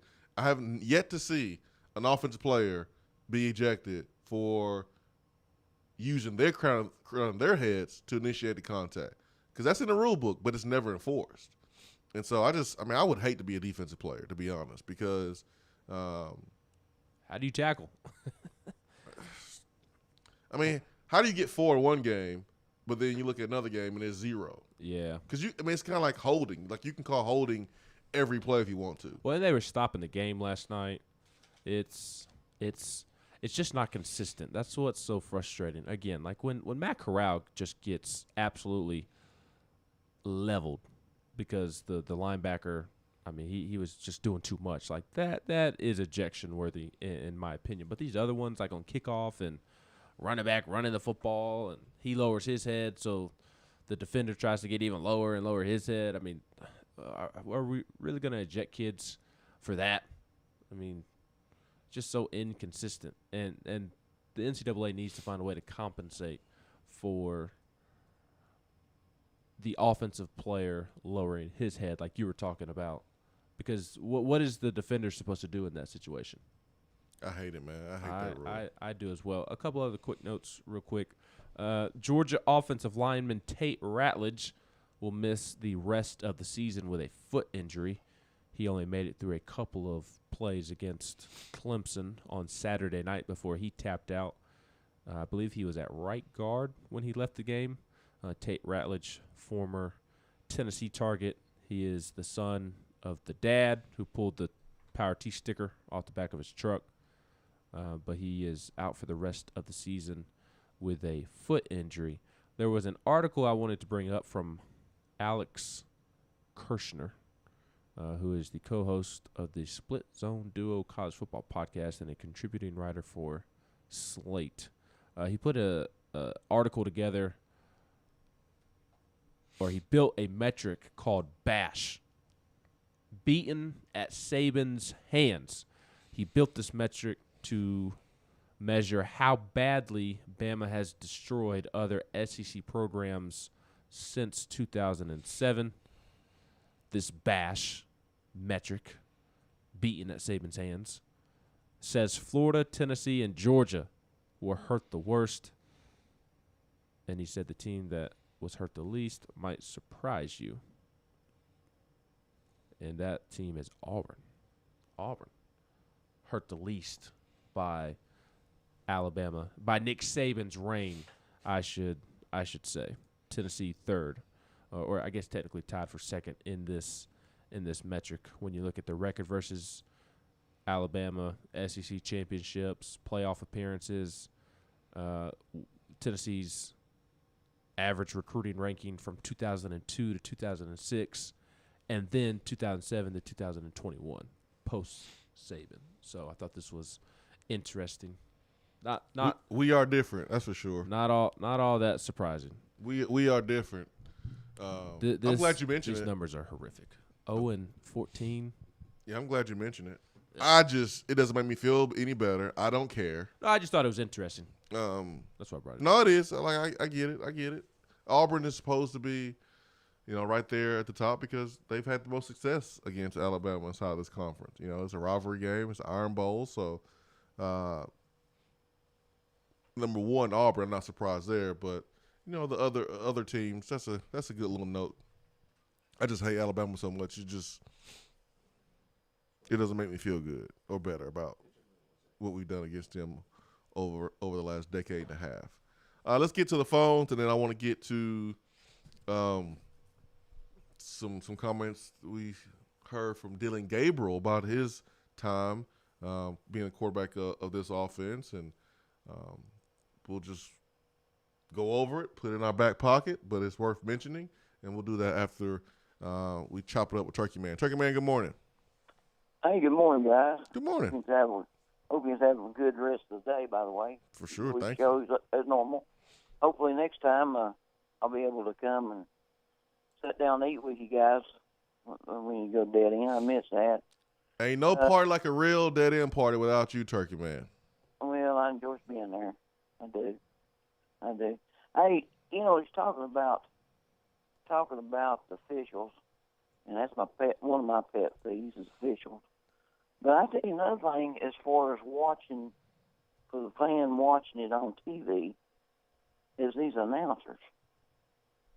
And they just absolutely get under my skin because you can be there and call the game the way it needs to be, but I know that the play on the field sometimes dictates what they've got to call. I understand that, and we did not help them in our play pretty much after first quarter.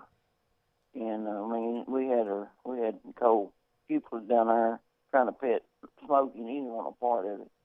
And they was talking about everything under the sun. But really, I guess what got me, I listened and watched some of the Alabama game, and they were promoting this young quarterback. So he's already got this figure just by being the starting quarterback. And it was like a promotion for them through the announcers that's supposed to be, partial. Not being swayed one way or the other, impartial.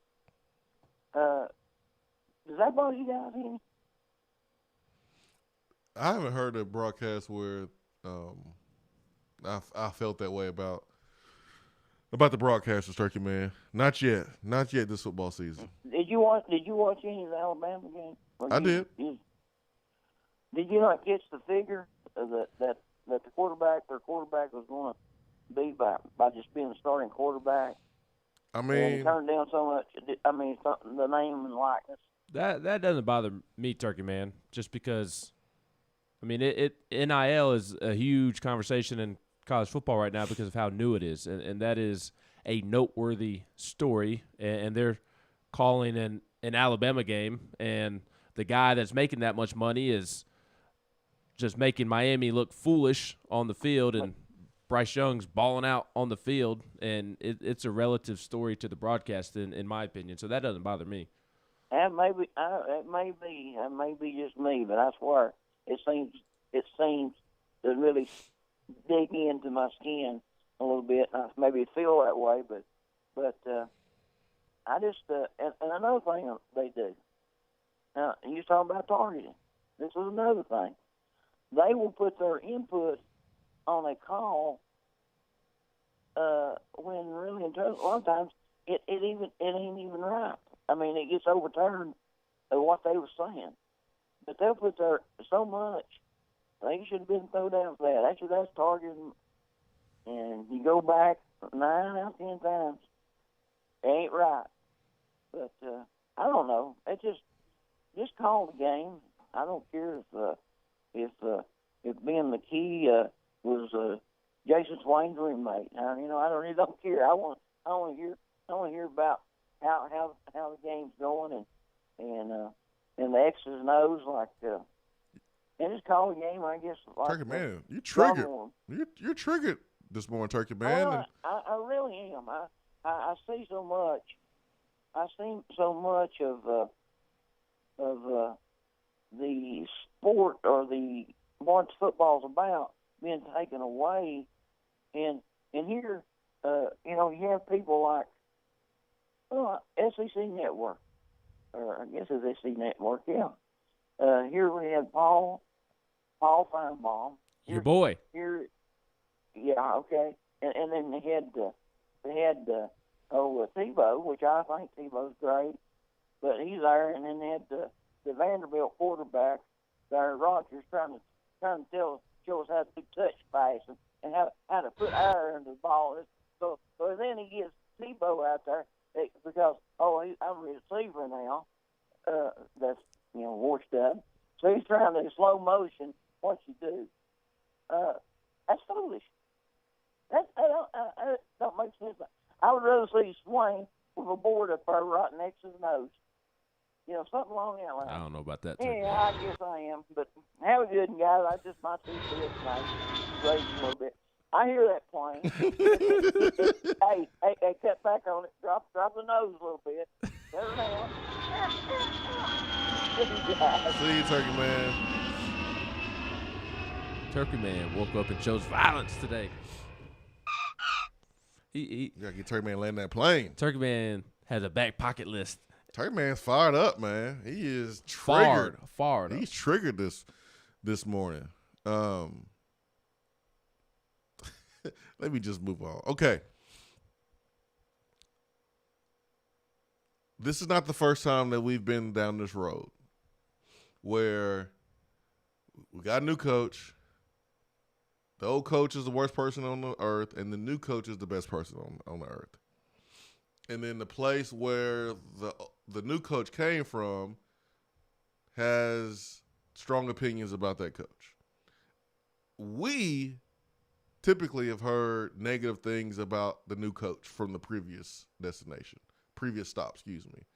For instance, I remember when Butch Jones was hired, there was an article, USA Today, and it had some not so flattering things to say about Butch Jones from people in Cincinnati.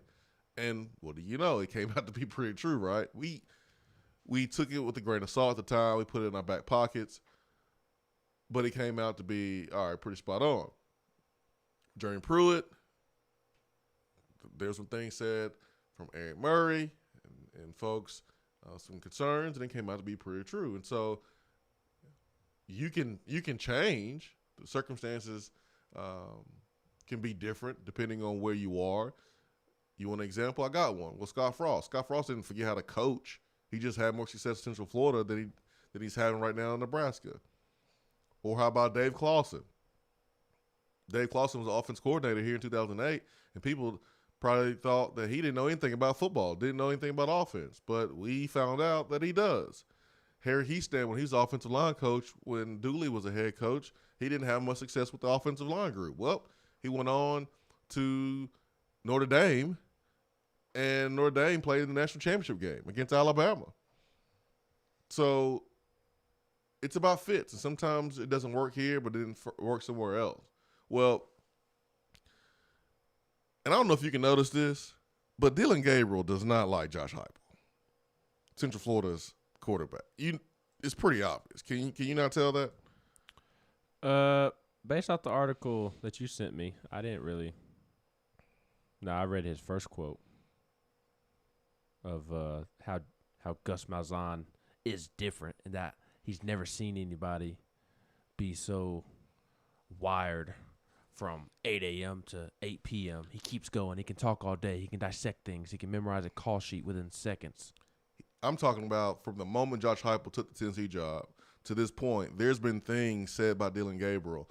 For instance, January 27th, Dillon Gabriel's Instagram story. LOL, no goodbye, not even a phone call. Crazy. So like he's made little comments here and there, and that's fine. That's cool. You don't have to like the coach. That's whatever. Does that particular one mean that he doesn't like Heupel though? He's bothered by what happened. Yes, he was in his feelings about what happened, and he's also said something else. He says, "Best 2 days since I've been on campus," and this is right around time Josh Heupel left too. So he's tweeted little things here and there. Mm-hmm. That make you think that relationship is not warm and fuzzy. And that's okay, cool, whatever. Like I don't know, I wasn't there. And I'm not under the impression that every player loves their coach. This is not like a cartoon. This is real life. This is college football. So sometimes you don't like your coach. And based on Dillon Gabriel's comments, since Heupel has left, I'm going to say that he has a problem with Josh Heupel. That doesn't mean that Dillon Gabriel is right or wrong, or Josh Heupel is right or wrong. I don't know, because I don't know the underlying reason of why that relationship is not where it needs to be.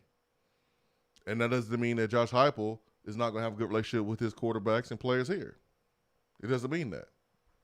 But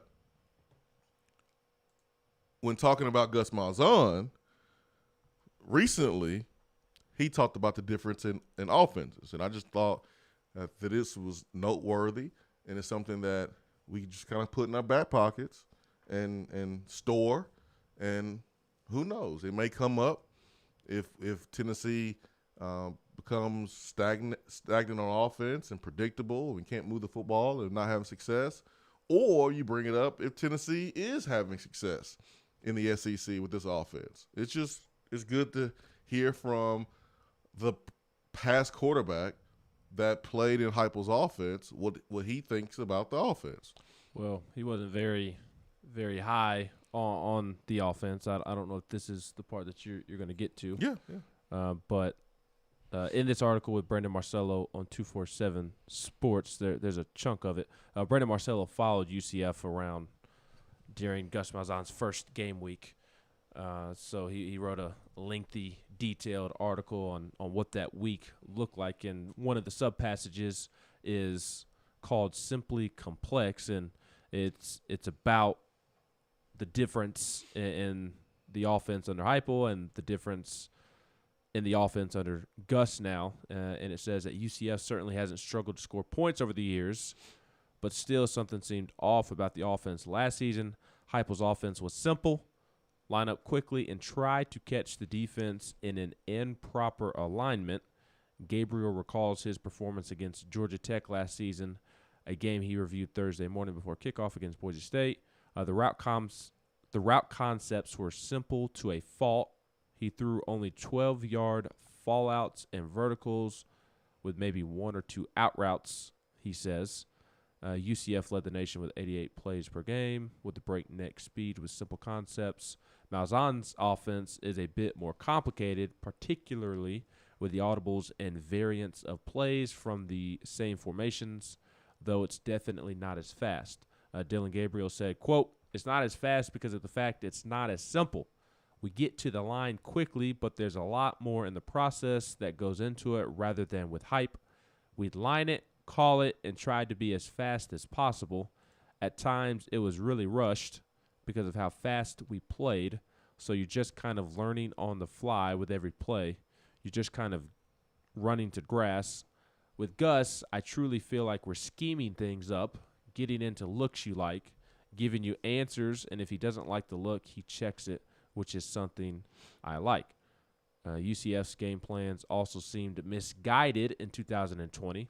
Scouting incorrectly predicted defensive looks in 8 of 10 games, Gabriel said.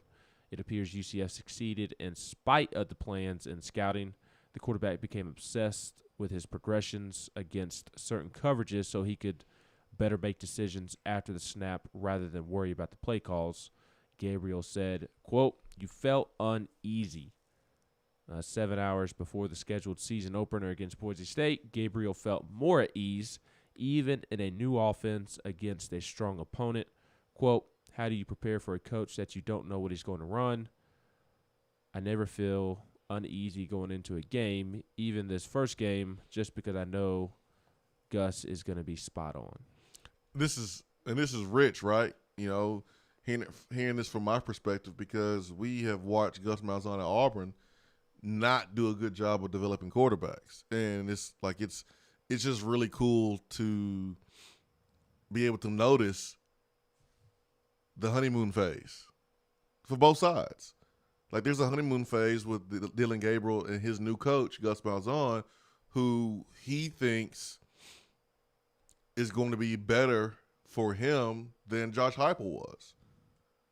Which is baffling. It really is, but I want to bring it up because, it's all about perception.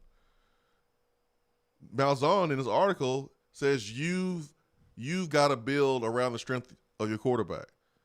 This is what he says. And we go back and look at his days at Auburn, and the only time he has success at the quarterback position is with a guy who can't throw. Yeah, Gus saying that is hilarious because Gus has never, ever tailored his offense around the strengths of the quarterback. I mean, go look at Bo Nix the last 2 years. He has. You look at Nick Marshall, look at the success he's had on offense. He has tailored his offense around a quarterback's strengths, but he hasn't been good at developing quarterbacks, like making them better. Like, did he tailor the offense around the quarterback's strengths, or did he find a quarterback with the strengths that best suit his offense? Because there's a difference. Point too. That's a good point too. Because Nick Marshall was a converted defensive back who he threw a nice deep ball. Yeah, when it was wide open. Yeah. Yes, but other than that, he was the college version of Lamar Jackson. Lamar Jackson, a heck of an athlete, heck of a football player, but he's not a passer. He's not an efficient passer. That Nick Marshall was not an efficient passer. Auburn did not win games that year or go to the BCS National Championship game against Florida State off of the arm of Nick Marshall. It was off the legs of Nick Marshall and Trey Mason. I think Cameron Artis-Payne was the backup for Trey Mason. That's why that offense was successful, not because – and those skills fit Gus's offense perfectly. So I just think it's funny that the new fan base, the new player, when they get a new coach, how they perceive it to be like better. Like think about Washington State when they probably got Jerry Garantano. Think about us when we got Joe Milton and how Michigan fans couldn't wait to crap on Joe, just like our fans continually stalk, Jerry Garantano at Washington State. Or how about when Butch Jones was hired by Arkansas State, and I'm pretty sure Arkansas State fans got the press release and they saw a coach that won 9 games back-to-back at Tennessee and went to this bowl game, went to that bowl game in Cincinnati. The perception is, oh, my gosh, you're getting this. Well, we look at that and go, oh, man, you getting that. Good luck. And it's the same thing here. Like Dylan Gabriel is happy about his new coach, thinking that he's going to be better for him than Josh Heupel. When we looking at Gus Malzahn, and we're like, yo, we watched him at Auburn not develop a quarterback. And Dylan Gabriel is he's downgraded. And then he goes out in the opener and throws 2 picks, one of which was a pick six to start the game. I don't know. It's just weird to me. There are some quirks about Heupel's offense that concern me long term because it doesn't seem very complex. And not saying that it has to be complex, but we were asked several times over the offseason, is this offense gimmicky? And I kind of think Heupel's offense is gimmicky because it's all based off of tempo. And, like, who cares if it's gimmicky if it works and it wins? So, like, I don't think it's necessarily a bad thing if it is truly gimmicky. But the simple complex nature of the offense can probably be frustrating at times for quarterbacks or receivers because it's just the same thing over and over regardless of what the opponent is doing. Yeah, I don't look at our offense as gimmicky, but I do, understand why someone would look at our offense as gimmicky. I believe in doing what works, and I think the reason why someone would look at this offense and say it's gimmicky is like, oh, you only do a few things, and it's not real complex. Well, what's the difference between that and football in the 70s and the 80s when you watch Oklahoma football and they're running wing T and they do the same thing over and over and over? When you look at high school coaches that were successful in the 70s, 80s, and 90s, and all they did was wing T, and you knew what they were going to do, you just couldn't stop it. Oh, what about Nebraska when Scott Frost was a quarterback? Was that offense gimmicky? So, yeah, like you don't need a complex playbook. Like I remember having a huge playbook, a ton of plays for 3 years at Tennessee, and then Coach Cut comes in, splits it in half, and then we were more efficient on offense. So it doesn't really matter if Heupel doesn't have a ton of plays or not. What matters is do you execute? And that was the problem in the first game. You had guys making incorrect reads on the run at wide receiver. You had a quarterback not being accurate with the football, not reading, going through his progressions good enough. That's what it really comes down to. It doesn't matter how many plays you have. It matters how well you execute the few plays that you do run. What concerns me is just trying to fit a square peg into a round hole. What do you mean? Just like I agree with what all you are saying, but there are going to be times if Josh Heupel is here, say 4 years at minimum, there are going to be times over the course of those 4 seasons in which a defense is going to just be able to sniff out what Josh Heupel is doing and be able to stop the offense regardless of the tempo. Regardless of the tempo, if the defense knows what few plays are coming and are prepared for it, then it's essentially Tennessee trying to fit a square peg into a round hole. Yeah, you gotta have some. You gotta have some type of element of surprise. Exactly, Yeah. and that's what concerns me. Like they're going to have to be, as Vaughn Birmingham just said, for him to succeed, there's going to have to be some form of evolution, because Gus was super successful at the beginning of his Auburn tenure because there was an element of surprise. It kept the defense off balance, and the defense could not account for what Gus was trying to do with the tempo, and then defenses figured Gus out. And look at the tail end, the last 3 to 4 years of Gus's tenure on offense, and it wasn't near the same. Really from that season of Jeremy Johnson going from Heisman hopeful in the preseason to being benched, really from that season to now, defenses figured out Gus and what he was trying to do, and Gus never evolved.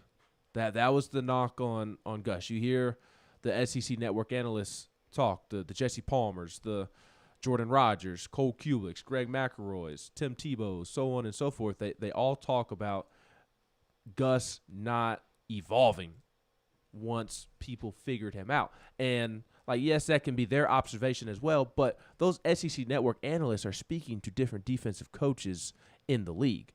And those coaches, they talk. They sing like a bird. They love to talk about other coaches in the league.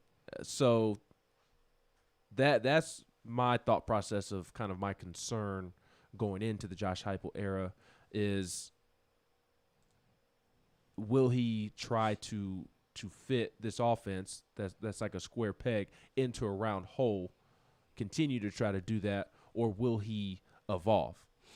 I'll tell you what my concern is. I'm looking at all of the drives from the first game. All of the drives. And this is what's going to get Tennessee in trouble with this Josh Heupel offense. If it gets in trouble. Because I see the advantages of it. I see the benefits. Football is a game of inches. And the tempo that you have, if it creates a situation where a defensive player is misaligned by an inch, it can be the difference between a touchdown and a tackle. I got an example for you. I'm going to show my work. The few explosive plays that Bowling Green had, what routes were they, Ben? Do you remember? Not off the top of my head. They're wheel routes. It's just simple, wheel routes. Wheel crossing routes. They were. It wasn't like they lined up and just ran a route and just beat us. It was some type of crossing route, some type of pick play, some type of confusion.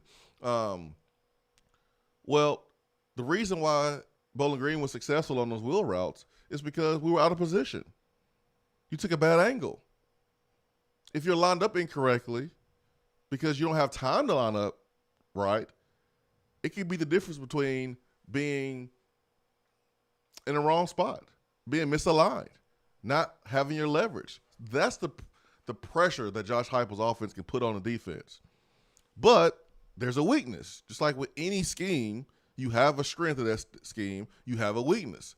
In basketball, defensively, if you run 2-3 zone, it's great if a team can't shoot, but you leave the middle open. You leave certain areas of the zone open.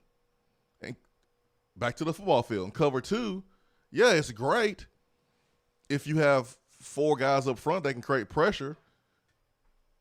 It's great for stopping, major plays because you got 4 guys in coverage, but there's holes in the cover 2 in the middle of the football field. So every scheme has a strength, it has a weakness. Well, Josh Heupel's scheme offensively, here's the weakness that I noticed in the first game that they got to make sure they protect. You got to protect your weakness. You got to play to your strength and hide your weakness. And here's the weakness that I saw against Bowling Green that can get Tennessee in trouble.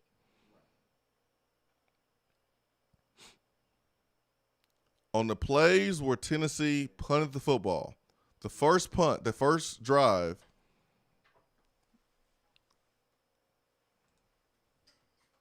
it's in the first quarter. Tennessee had a drive of 8 plays, and Tennessee possessed the football for 3 minutes and 57 seconds, which seems like a long time when I compare it to the other drives. Here's the next punt. It was a 3 and out. We threw the ball to Jalen Hyatt on first down, incomplete. Then we ran the football with Tyon Evans, 0 gain. Now it's 3rd and 10, and Joe Milton ran for 5 yards, and it became 4th and 5.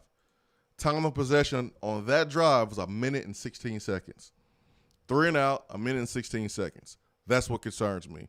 So we come back on our next possession, and our next possession, we ran 4 plays because we went for it on 4th down, didn't get it, and that possession was 1 minute and 10. So we had 7 plays, 2 possessions, and didn't even take off 2.5 minutes of the clock. That's the weakness of this offense. And Heupel knows that, which is why first down is so important.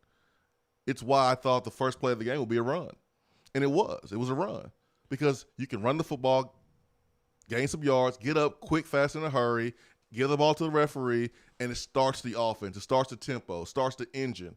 But when you throw an incomplete pass, it slows everything down. And then if you are unsuccessful on second down, now you put yourself in a real bad bind on third down and long. And if you got a punt, we're talking like a minute to 1.5 minutes going off the clock. And that's what's going to get Tennessee's offense in trouble. Mm-hmm. That's the biggest concern for me with this offense.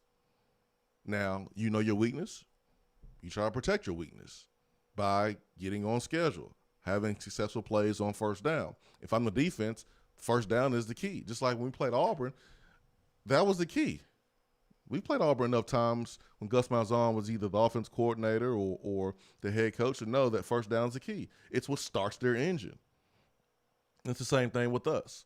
So we got to be more successful on first down, and it can't always be a run because then you'll be predictable. You got to complete the ball.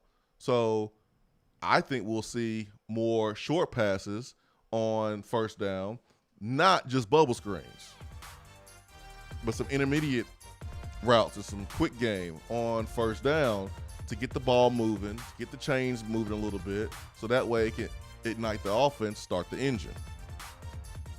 But you can't have 3 plays, only taking off a minute of the clock. That's going to get you in trouble because now you put the defense in a bad spot. And that's something we talked about all summer of what could potentially happen. We just saw it Thursday. All right, we'll get to the phones after these quick messages. Swain Event, fueled by Dead End Barbecue.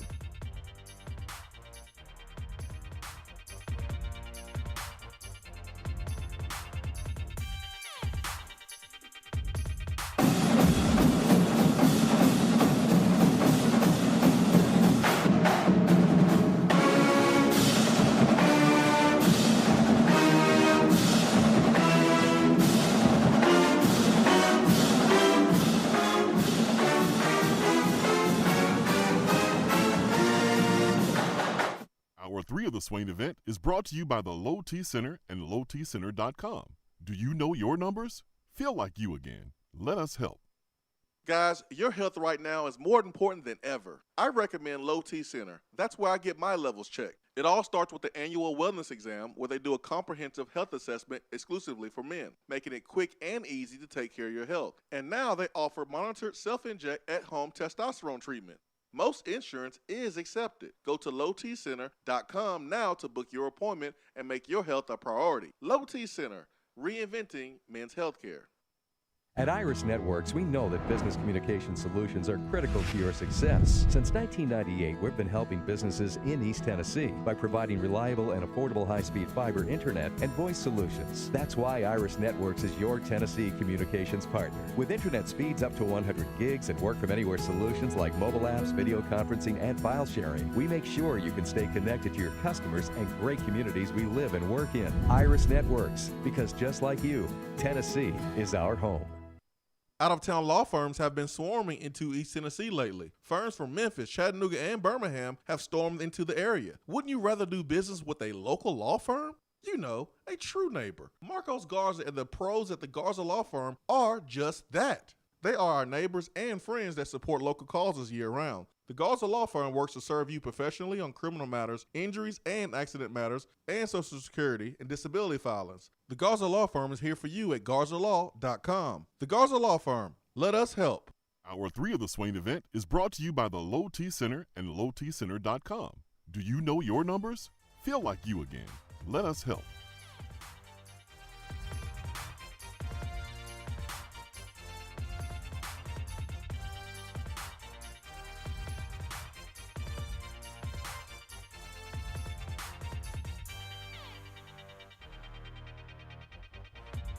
Man, I love the Dylan Gabriel comments. Not just because they're negative to Josh Heupel, but I just like to hear what a player experienced, whether it's good or bad, and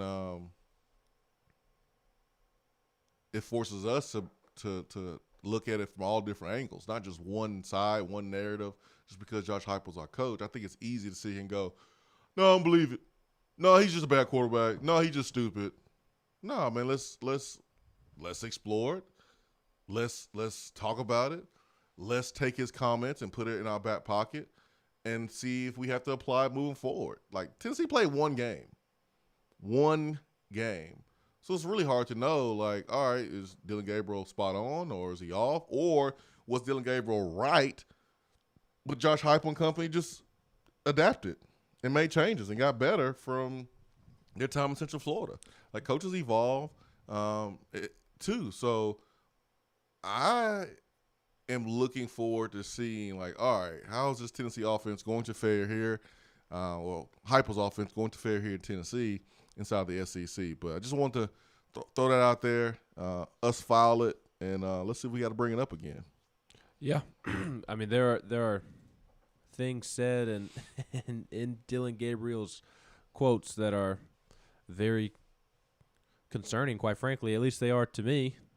I mean, how can you not read that Gabriel thought that in 8 of the 10 games he was told going in that the defense was going to be one way, and he trots out onto the field and the defense is in a different scheme, different alignment in 8 of the 10 games. I mean, if that's true, then that's a huge concern, a real huge concern. And I think it's a little weird that Dylan Gabriel is singing as much as he is, and I also think it's weird that he don't like him. He don't like Heupel. Yeah, it's pretty obvious. He don't like him, and that's why I'm taking this with a grain of salt, because he has put out multiple tweets and Instagram posts about Josh Heupel since Heupel left. Yeah, the problem is, like, with my thinking, and I told you this during the break, is that, like, I get taking it with a grain of salt, and this could be to spite Heupel, but just because he's in his feelings and salty and trying to throw shade on purpose doesn't mean that he's wrong. No, he could be doing all this extra stuff and still be 100% fact, and that's what concerns me. Yeah, well, I'm taking it with a grain of salt because Tennessee's only played one game. Yeah, and so I'm putting it in my back pocket and I'm filing it away just in case we have to bring it up right now, knowing that he was a little upset about how Heupel left, and he's having these comments, because I've heard anything else from any other player on Central Florida, no offensive player. It's coming from him, and he has been vocal multiple times in his displeasure of how Heupel left. So off of just one game, I'm not jumping to conclusions right now. I don't have a take right now. But if we play this game against Pittsburgh and all the things that Dylan Gabriel said we can point to in the game, now I'm like, okay, all right. Dylan was on something. And then we go to the Florida game and the same thing. Mm-hmm. And then we go SEC play and there's a theme. Now I'm like, all right, then pull out these comments again. Everything that Dylan Gabriel said was right. Or if we don't see those things, we'll say either Dylan Gabriel was wrong or Josh Heupel adjusted. Yeah. He changed it up from his days in Central Florida, now at Tennessee because he's in the SEC. So there's many outcomes here depending on how Tennessee plays this Saturday and how Tennessee plays moving forward. Here's another thing to make note of. For sure. With that article as a whole. Okay. Put Dylan Gabriel and Josh Heupel to the side. Okay. Gus is trying to repair his image at UCF. Oh, Gus ain't slick. He hiding the weeds. And look what author wrote it. Yeah. And look, Brandon Marcello does tremendous work. But he covered Auburn. I follow him on Twitter. I think he is excellent. But he covered Auburn and was very close to Gus. Like Gus, I guarantee you, handpicked Marcello to write this article. So Gus trying to repair his image, and the beat guy that covered him at Auburn writes the story. Like that's no coincidence. Yeah, and that's why we covering all the bases and all the angles of this article. We're not going to allow one side to be told, one narrative to be viewed. We're looking at all sides. We're going to play devil's advocate. We're going to look at the other side because this is what happens when articles like this are written. This is obviously what you just mentioned. This is an article to uplift Gus Malzahn. And sometimes when you have to uplift someone, you have to crap on someone else. And the person trying to be that's being crapped on here so happens to be our head football coach and Josh Heupel in their attempt to uplift Gus Malzahn. This is journalism 101. This is how it happens. But the story doesn't have to be true if Josh Heupel comes out with this offense this Saturday and is multiple, is unpredictable, and quite frankly is successful. I don't care if you are predictable. If you're successful, it don't matter what this article says. Correct. Who cares how simple your offense is if it works? My concern is, like I said earlier, is in 2, 3, 4 years, or maybe even this season, if defenses start to figure you out, will you evolve? Yep. Gus did not. Look where he is now. Hopefully Heupel does evolve because that day will come. It will. And this is why you got to get better players. Let's go to the phones. Phone lines are humming over there. Get the Vol Storm. Vol Storm, good morning. I would like to order some Bernie Mac with some dead hot wings and some fries, please. And a side of banana pudding. I answered the phone. And side of banana pudding. That's right. I answered the phone, and Volstorm said, "You think Dead End will deliver this early this morning?" I'm with you. When do you get Dead End to deliver to the studio? They do that, I'll be on my way over. I got directions, man. Go down I-40, turn straight. We're booked. Right. We're booked. We're to capacity, social distance, and those rules and everything. We're booked. Fire marshal said we could only have so many people in here. That's right. Only 2 people between the hours of 7 and 10. Hey, Swain, did anybody ever complain about how simple the offense was for the 2001 Miami Hurricanes? Nope. One comment that was constantly made through that season was, you know what they're going to run, you just can't stop it. Yeah. Yep. Like, remember Alabama with Tua? You knew they was running RPO. Yes. You just couldn't stop it. You don't have to have a complex scheme in order to be effective. So, as far as the comments from the quarterback down at UCF, I mean, haven't we all learned a lesson about, there's some truth in it, but it also depends on the circumstances? Mm-hmm. I mean, how many comments did we hear from Cincinnati fans prior to Butch Jones getting here? Oh, a lot. And they said that, he's full of slogans, you're going to get tired of it, blah, blah, blah. And what happened? We did. We did. We did. Now I can't say that everything that was said about Pruitt was 100% true, but evidently his some of the things that happened to him in Georgia kind of did. Yeah. Yep. I mean, the point is, this offense, Josh Heupel, will either make Dylan Gabriel right or wrong. And that's yet to be decided. We've only played one game. So what happens when you play against Pittsburgh, a better opponent, and then what happens when you play SEC play? So we'll see if Dylan is right. We'll see if he's wrong. Right, because as much as he's, made his comments about Heupel, and we don't know what the situation was. We don't know the circumstance. One thing I do know is that Gus Malzahn couldn't develop a quarterback for nothing. Mm-hmm. So we'll see how, he may have the talent there for his system in year one, but let's see what happens in year 2 and year 3. That's right. That's right. So, good stuff. Boys, before I go, you think Pitt's coach ought to make a phone call to LSU baseball's former coach about making comments to the press about Tennessee fans?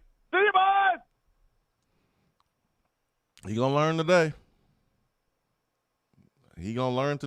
Even though it wasn't that bad. It wasn't bad as Paul Maneri's, but still, if you are Tennessee, you take it and you twist it to your advantage and use his motivation. That's the way you're supposed to do it. That's the Nick Saban way. All right, let's go back to the phones and let's get to TC. What's up? What's up, TC in Athens, my man? It's good to see you, man. It's so good to see you guys this weekend. See Vol Storm, Vol Nation, and all the other fans that came out to Dead End. And good, man, I've forgotten how good them daggum burn-ins were at Dead End. Oh, yeah. Woo. Oh, yeah.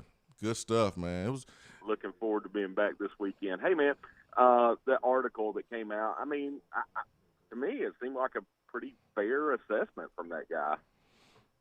You know, I mean, I didn't see anything that was really out of line as far as what you guys have said so far on air that was said in the article.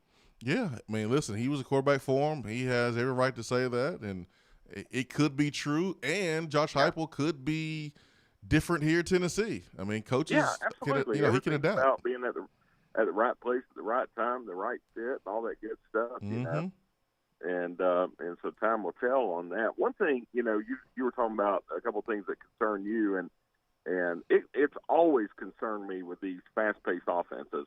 I heard Jerry Colquitt say one time, he said, I just don't get these coaches that are in a hurry to run another bad play. And, yeah, I mean, and I thought that was an interesting comment.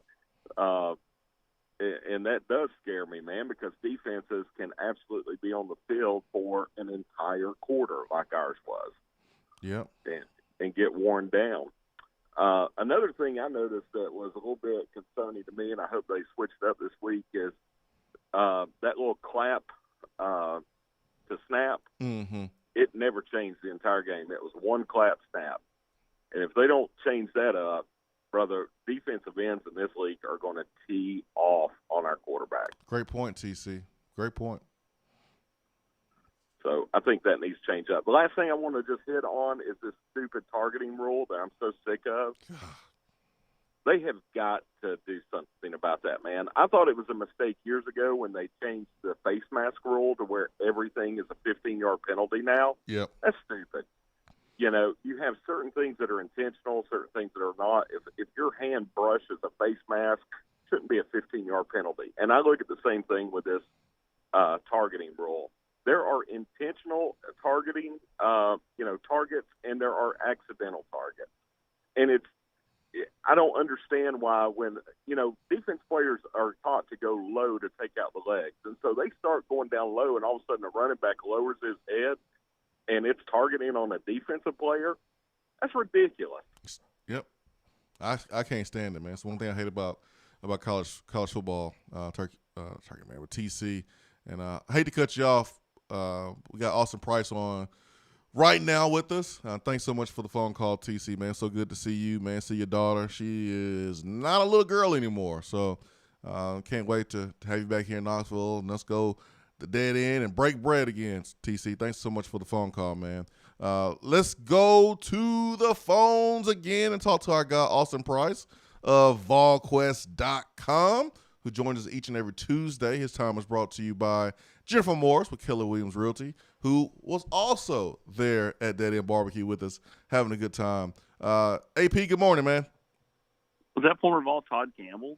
Oh, no, that was TC in Athens, man. TC in Athens. Legendary TC. I think it's some former ball that had TC as his initials. I do remember Todd Campbell, though. Yeah, man. So we were talking about this offense.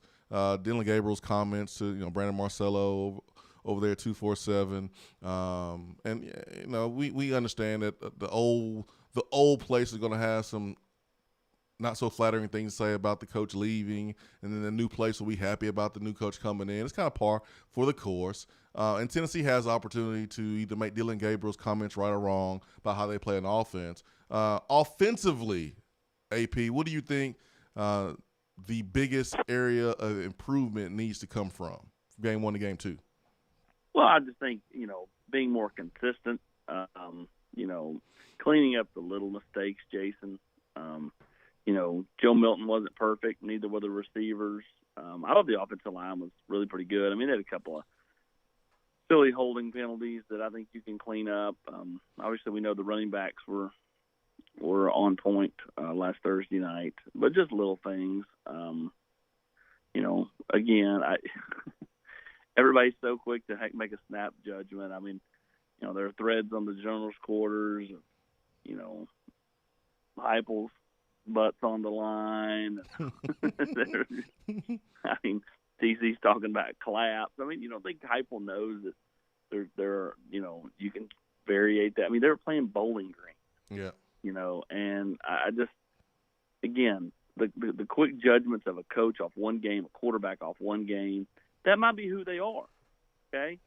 That might, but you don't know that based off the Bowling Green game. Like, let's play the first month of the season. Yep. Then decide. It just always cracks me up. Everybody wants the 85 Bears defense. But I'm telling you, you look on Twitter, you look on message boards, halfway through the second quarter, everybody's ripping the defense. They gave up 6. They never gave up a touchdown. I mean, now the reaction, well, what was Bowling Green? Okay, they did what they were supposed to do. Like, everybody wants the 85 Bears defense and the 2000 Rams offense. Like, it just sees right now the most unstable program they've ever been in their whole program history, with all the investigation and the turnover and the transfers and the new transfers in. And it just, I mean, I guess I just don't understand what people thought was going to happen. I guess everybody just thought they were going to run. I picked it 52-17, which is a 35-point win. They won by 32. So it was a different version of the same thing. They didn't score as much, but they didn't give up as much. I don't know. I guess just I don't understand why there's this rush to judgment on everybody. It always just it baffles me. And again, they didn't play their best game last week. But look around college football. There was a lot of teams that didn't play their best game last week. And lost. Yeah. Or barely won. Yeah. Yeah. I'm not saying Tennessee's beating Pittsburgh this weekend either. I'm just saying let's take it one game at a time. Nobody's anointing anybody anything. Let's just see what they got and see what happens this week. See if Heupel makes the adjustments, can get improvement out of Joe Milton this week. See, if the defense can continue to play well. I mean, who knows? The offense may play lights out this week, and the defense may not be very good. If it's like my golf game, whatever part I'm trying to work on to get better, when it gets better, some other part of my game falls apart. So, I don't know. I'm on my soapbox this morning, mostly because just the comments I see, I'm just like, I just don't understand. Like, just let's let it happen a little bit before we lose our minds and rip on Joe Milton and rip on Josh Heupel. I guess I just don't get it. But again, I should get it. I've been around here through 50 different coaching staffs. I just thought, with the way the offseason went and kind of the wait-and-see approach everybody had with this team, I guess I gave everybody too much credit for wanting to wait and see what would happen instead of just diving head in at the first incompletion, the first, sign of, average to below average play. Well, it's about balance, Austin. It's about balance. It's never black or white, somewhere in the middle, but it's about balance. Like, there's no question that adjustments need to be made. That's what every team. No doubt they can be better. Yeah, every team in the country, first game of the season, like every season I played Tennessee, you come back after the first game and you're correcting everything. It's the best time to do it, right? It's where you make your biggest improvement. There's no doubting that. But again, it's about balance. There's a difference between understanding that corrections have to be made from, oh my gosh, this team is this is wrong, that is wrong, that is wrong, everything's wrong. And then, but you have to sit back and realize, like, oh yeah, we won by 32, and the game was never in doubt. So it's about balance. Like, yes, no one's saying that you don't, have any critiques to make, but at the same time, the critiques don't have to be overboard to where you actually forget that Tennessee won by 32 points. It's about balance. And Ben texted me the article to read, and when he asked me about it, I was going to be able to talk. I mean, like, I read the Dylan Gabriel stuff. I guess I just don't get it like you guys do. I mean, it is natural. I mean, listen, if I had $1 for every time a coach came in here, felt like the cupboard was bare, and the last coach that was here before is sitting there going, "Well, I have so much talent there." You know what I mean? Like, it's the same thing. I mean, like, everybody's quick to rip on the old coach, and praise the new one, even current players. Yep. So I mean, like that happens. I mean, listen, you're gonna be partial to the guy you're sitting in the room with. That's right. Not the guy that left you. That's right. And I mean, like, I don't know. I just, again, that's another thing. I mean, it's as tale as old as time. Like I said, every coach that walks in the door was left with nothing, and every coach that was, that was fired or let go or moved on, left the cupboard and left them a limitless supply of talent. I mean, I just, I don't know. It is what it is. It's just like, somebody asked Caleb Tremblay the difference between USC and Tennessee yesterday. Well, I mean, he's at Tennessee now. What's he going to say? He's going to say, he tried to preface it and say, well, not to, he basically was not to throw shade at USC. USC sucks. I mean, like, you know what I'm saying? I mean, of course he's going to praise the place he's at now. Exactly. That's what and I think he means part of it, but I mean, like, he enjoyed his time at USC too. It's not like it was, a terrible place to be. So, I mean, I guess what I expect from Dylan Gabriel. If you ask, any quarterback across America, if you ask Mackenzie Milton about UCF, he'd probably. Tell us how you feel, Austin. Austin, we got you. I think he dropped off. AP, you still there? Yeah, you there? Now we hear you. You dropped off there for a second. Well, we were so curious about this Dylan Gabriel stuff just because you kind of had some things come out early in the Butch Jones tenure and early in the Jeremy Pruitt tenure, and you look back on it and you say, maybe they were onto something. So I guess that's kind of why we were very interested in it, especially when he's talking about just the game plans. You go into a game expecting to see one defense, and then in 8 out of the 10 games last year, it was a different type of defensive scheme that showed up. And just essentially he did not like how complex Heupel's offense appears to be, that it was you're running this play no matter what, and he preferred the get up to the line of scrimmage under Gus, and you're not pigeonholed into running that particular play against that particular formation. So, I mean, big picture with Heupel's offense, I mean, do you think it's an offense that will adapt if need be, or do you think it's one that may try to cram a square peg into a round hole? I mean, I do think that you'll see adaptations to what Coach Heupel and the offensive staff wants to do. You got to remember, you have some different offensive philosophies on the staff, whether it be Alex Golish and where all he's been, or Jerry Mack, who's called his own plays. Now, it's at smaller levels of football, but hey, football's football. I mean, Gus Malzahn was a high school coach before he was the SEC offense coordinator and all SEC head coach. So, I think you'll see different variations. But I mean, at the end of the day, it's with Josh Heupel's offense. There's something to be said about being simple. I mean, I can tell you right now, there were members of the staff last year offensively that talked about the playbook being too big, too complicated, and that, the kids couldn't handle the big playbook because you had so many variations off of just one play and that, kids would get confused. So, I don't know how many times I heard that a year ago. And well, when we get to the off season, we're going to have to dummy this down. The kids can't handle it. Well, they never got to the off season because they were all out of here. But, the point is sometimes, you want to keep it simple, and I'm not saying that's every play, but, I think sometimes coaches outthink themselves thinking they have to have this massive playbook, and they don't. You don't. I mean, do you think the Ole Miss playbook is complicated? Because I don't. Nope. That's when Jeremy Pruitt hired Jeff Lebby, one of Jeremy Pruitt's biggest concerns is there just wasn't that much variation to it. It was pretty simple. Guess what, guys? Everybody's just loving Ole Miss's offense today. Yep. I looked on Twitter and everything else, and it's a simple offense. It's not a complicated offense. They use mismatches. They use consternation amongst the defense. Yep. So,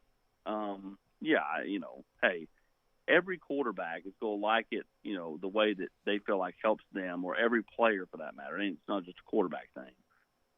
Just like, the defensive line, and right now they're loving Rodney Garner. Is he hard on them? Absolutely. But are they learning a ton and, feel like that Rodney Garner's got their back? 100%. So, I just think it boils down to Coach Heupel's offense can be simple, but simple's not always a bad thing. Yeah, for sure. Maybe Heupel just needs to adopt the thought process of the Presbyterian coach and just never punt on 4th down and kick a bunch of onside kicks and go with that route. Then he'll have nothing throwing 10 touchdowns. Basically play the game like the rest of us played NCAA football for years growing up. Yes. Play safe. Yeah, you just go for 2. You go for it on 4th down. You don't punt. Right? Like you onside kick. I mean, that's how we all grew up playing PlayStation. Yeah, that works. That works for me. Austin Price, VolQuest.com here. I want to ask you a 2-part question here. One about the status of Cooper Mays, and the second, the status of Byron Young. Well, Byron's got no new update. Coach Heupel said yesterday they're preparing as if they were going to have him, but they've not heard an official word from the NCAA. Cooper Mays is healthier now than he was a couple of days ago. The chances of him playing have went up. I still call him questionable at this point, but again, he has seen some improvement in that ankle over the last couple of days, which at least gives some hope going into Saturday's game. Austin, on Sunday night when you had Pat Narduzzi on The Nation, why did you not warn him not to say anything about Neyland Stadium and the potential impact it could have on the game Saturday? Love it. Hey, man, you got to make your own bed. Coach Narduzzi, while he's kind of a no-nonsense guy, he still comes across as someone who doesn't give a whole lot away. So I'm shocked he made those comments, to be honest with you. But, hey, it's the opportunity to be used, to Tennessee's advantage. I'm sure the fans will, he didn't poop on Tennessee. No. He just said, hey, in any game we've been in before with loud noise, our guys have handled it. I'm sure we will handle it fine this time too. So, we'll see. Again, a lot of that depends on how you get out of the gate and how Tennessee gets out of the gate. Mm-hmm. When you go back to that the 06 Cal game, Jason, the game you were a part of, had that 65-yard touchdown. Smacking them cheeks. Meacham had a great game. Oh, he had a great game. So, I mean, you go back to that game, though, and, I mean, what happened? It all kind of got steamrolling. You go back to 38 unanswered against Florida in 2016, it all kind of got steamrolling, and so once that crowd and the emotion and all that kind of takes over, it really it really can play into Tennessee's hands. So I think the crowd can be a huge part of the game Saturday at noon, especially if they get there and aren't still stumbling out of bed. So those noon games are hard to get to, and then the one next week will be even harder to get to when you're playing Tennessee Tech. But this week specifically against Pitt, I think the fans understand how big this game is and what it means to the rest of the season. For sure. Austin Price, VolQuest.com here on the Swain Event. Swain Event fueled by Dead End Barbecue. Got Tennessee Prime tonight at Gus's world famous fried chicken. Last week we had Cade Mays and Joe Milton. This week, Austin, who will the people see and hear from? It'll be Cade Mays and Tyler Barron. Cade Mays and Tyler Barron. So Joe preferred to focus on Pitt. Hopefully we'll have him back out next week for Tennessee Tech. And I told him we understood. And, again, admittedly, he said there at Clancy's, getting ready to do Outkick 360 on Friday. And just, he talked about where he needed to be better and what mistakes he made in the football game. He's not blind to it. And so, he preferred to take extra time tonight and focus on that. And, hopefully he'll be back out for Tennessee Tech next week. Austin, just what is your feeling for Saturday's game and kind of how you think it goes? I know there's still a lot of question marks with this football team. Well, the most experience at the quarterback position lies with Pittsburgh. As Coach Heupel referenced yesterday, it feels like he's been around since the Reagan administration. He's been around a while, and Kenny Pickett, and Pitt's lost some key players on the defense from a year ago, but still have some really solid players. I think it's going to be a really good football game. Like I said, I think the crowd can play a huge role, even with Pickett's experience. I think a chance, to make it loud in there and get some momentum early. And, again, a lot of it, much like a year ago or the last few years, when it's determined by quarterback play, I think Saturday will be determined by quarterback play. How does Joe Milton play? And if he plays well, what's Tennessee look like? And if he don't play well, then how quick does Josh Heupel, potentially give someone else a look? Austin, last week did not have any visitors on campus for Tennessee's Thursday night game. Any word of the recruits that will be in attendance this weekend for the noon kickoff against Pittsburgh? Well, I think they're set to only have one official visitor at this point, that being Ephesians Pricestock, the corner who plays for your boy, Casey Clausen, out there in California. Supposed to have C.J. Madden and Joshua Josephs here, but I think those either have been pushed back or canceled. And, I think Tennessee's set to have some unofficial visitors in town, a couple of commits. Brody Foley, I think, may be here. Taven Jackson's announced he will be here. Some 2023s like Ethan Crisp out of Mount Juliet, Bryson Sanders out of Chattanooga Baylor, also set to be here. So, you get back to a Saturday, it becomes more normal to have recruits in. Just Thursday's just too hard with, games on Friday. Kids can't. If you're close, it's one thing, but if you're not close, which most of them aren't close, it's hard to be like, say, Coach, I'm going to go away the day before the game and go watch a college football game, but I'll be back tomorrow. That just doesn't fly too well with the old high school coach. I don't know if I like Casey Clausen's high school logo. Looks like the Braves logo, though. Is that why you don't like it? It's close to the Alabama logo. It's close to Alabama script, but What colors are they?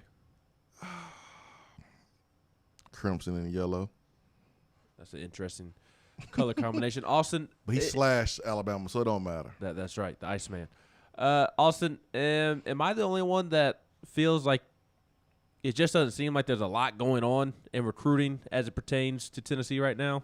I mean, the defensive side of the ball, seems like they could use several more bodies. Do you think it's maybe a lack of recruiting on Tennessee's part, or maybe waiting to hit the transfer portal at the end of the season? Yep, you're the only one that feels that way, Ben. The only one. We knew being was weird. I'm just playing. You have to understand, like, half of their class is done because they're done pretty much on offense outside of maybe one receiver spot. Mm-hmm. So then it's just all the defensive names. And the defensive side of the ball has been a little more calculated in how they approach things. And I think a lot of it will be determined on how these defensive transfers do. I mean, if you look up and Caleb Tremblay, DJ Terry, Jawan Mitchell, even a guy like Patsy Muhan had 4 tackles last week, 3 of which were on specialty. If you look up and they've had a nice season, doesn't it behoove you to maybe look in the portal a little bit more instead of taking, the high school kids? I mean, if you're trying to, flip it quicker, going with someone who's been in a college weight program, has been through a college practice, I think that you could potentially see that, and I think that's why the defensive staff has, been more methodical, to put it in easy terms, with how they kind of approach recruiting. I mean, you brought up James Pierce last night in the VolQuest chat. He's someone that the staff really likes. They still got to get him here, though. And he's out of Charlotte, North Carolina.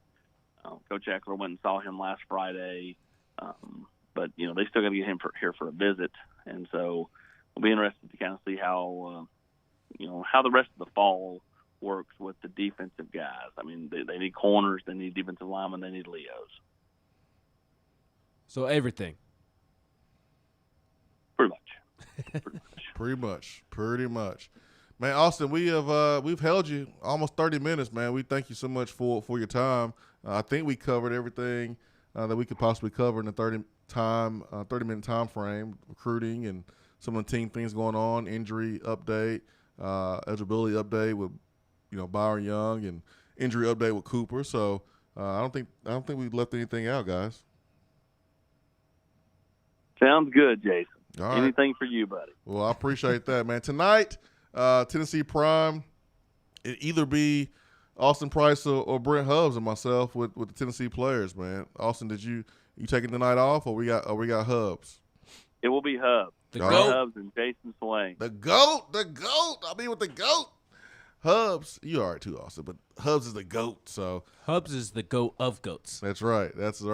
AP, man, thanks so much for your time. Really appreciate it. Sounds good, guys. Appreciate you.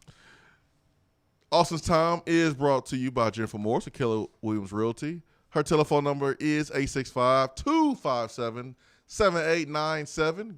Or if you want to give her email, a shout over email, you can do that. Her email address is jennifermorris865@gmail.com. Keller Williams Realty, 865-257-7897. Again, if you're looking to buy, sell, or invest in real estate, Ben can tell you all about that process.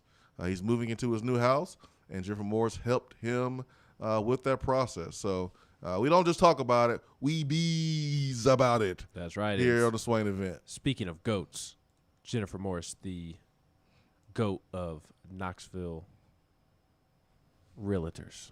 For sure, man. She's awesome. I love me some Jennifer Morris. Ain't no doubt about it. Was more than willing to help in any way possible, not only in terms of trying to find homes to look at, but even when you sign on the dotted line, that's not the last you hear of Jennifer.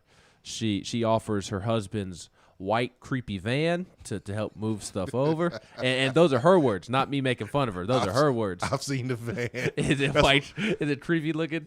Yeah, that's what she calls it. But he hikes. Yes, he hikes, and he has like a bed in there to where like he was camp. Yeah, he camps out a lot. So yeah, she'll offer the van up to help move, the white creepy van as she calls it. Yeah, man. She'll send pizza over your first weekend in the new house.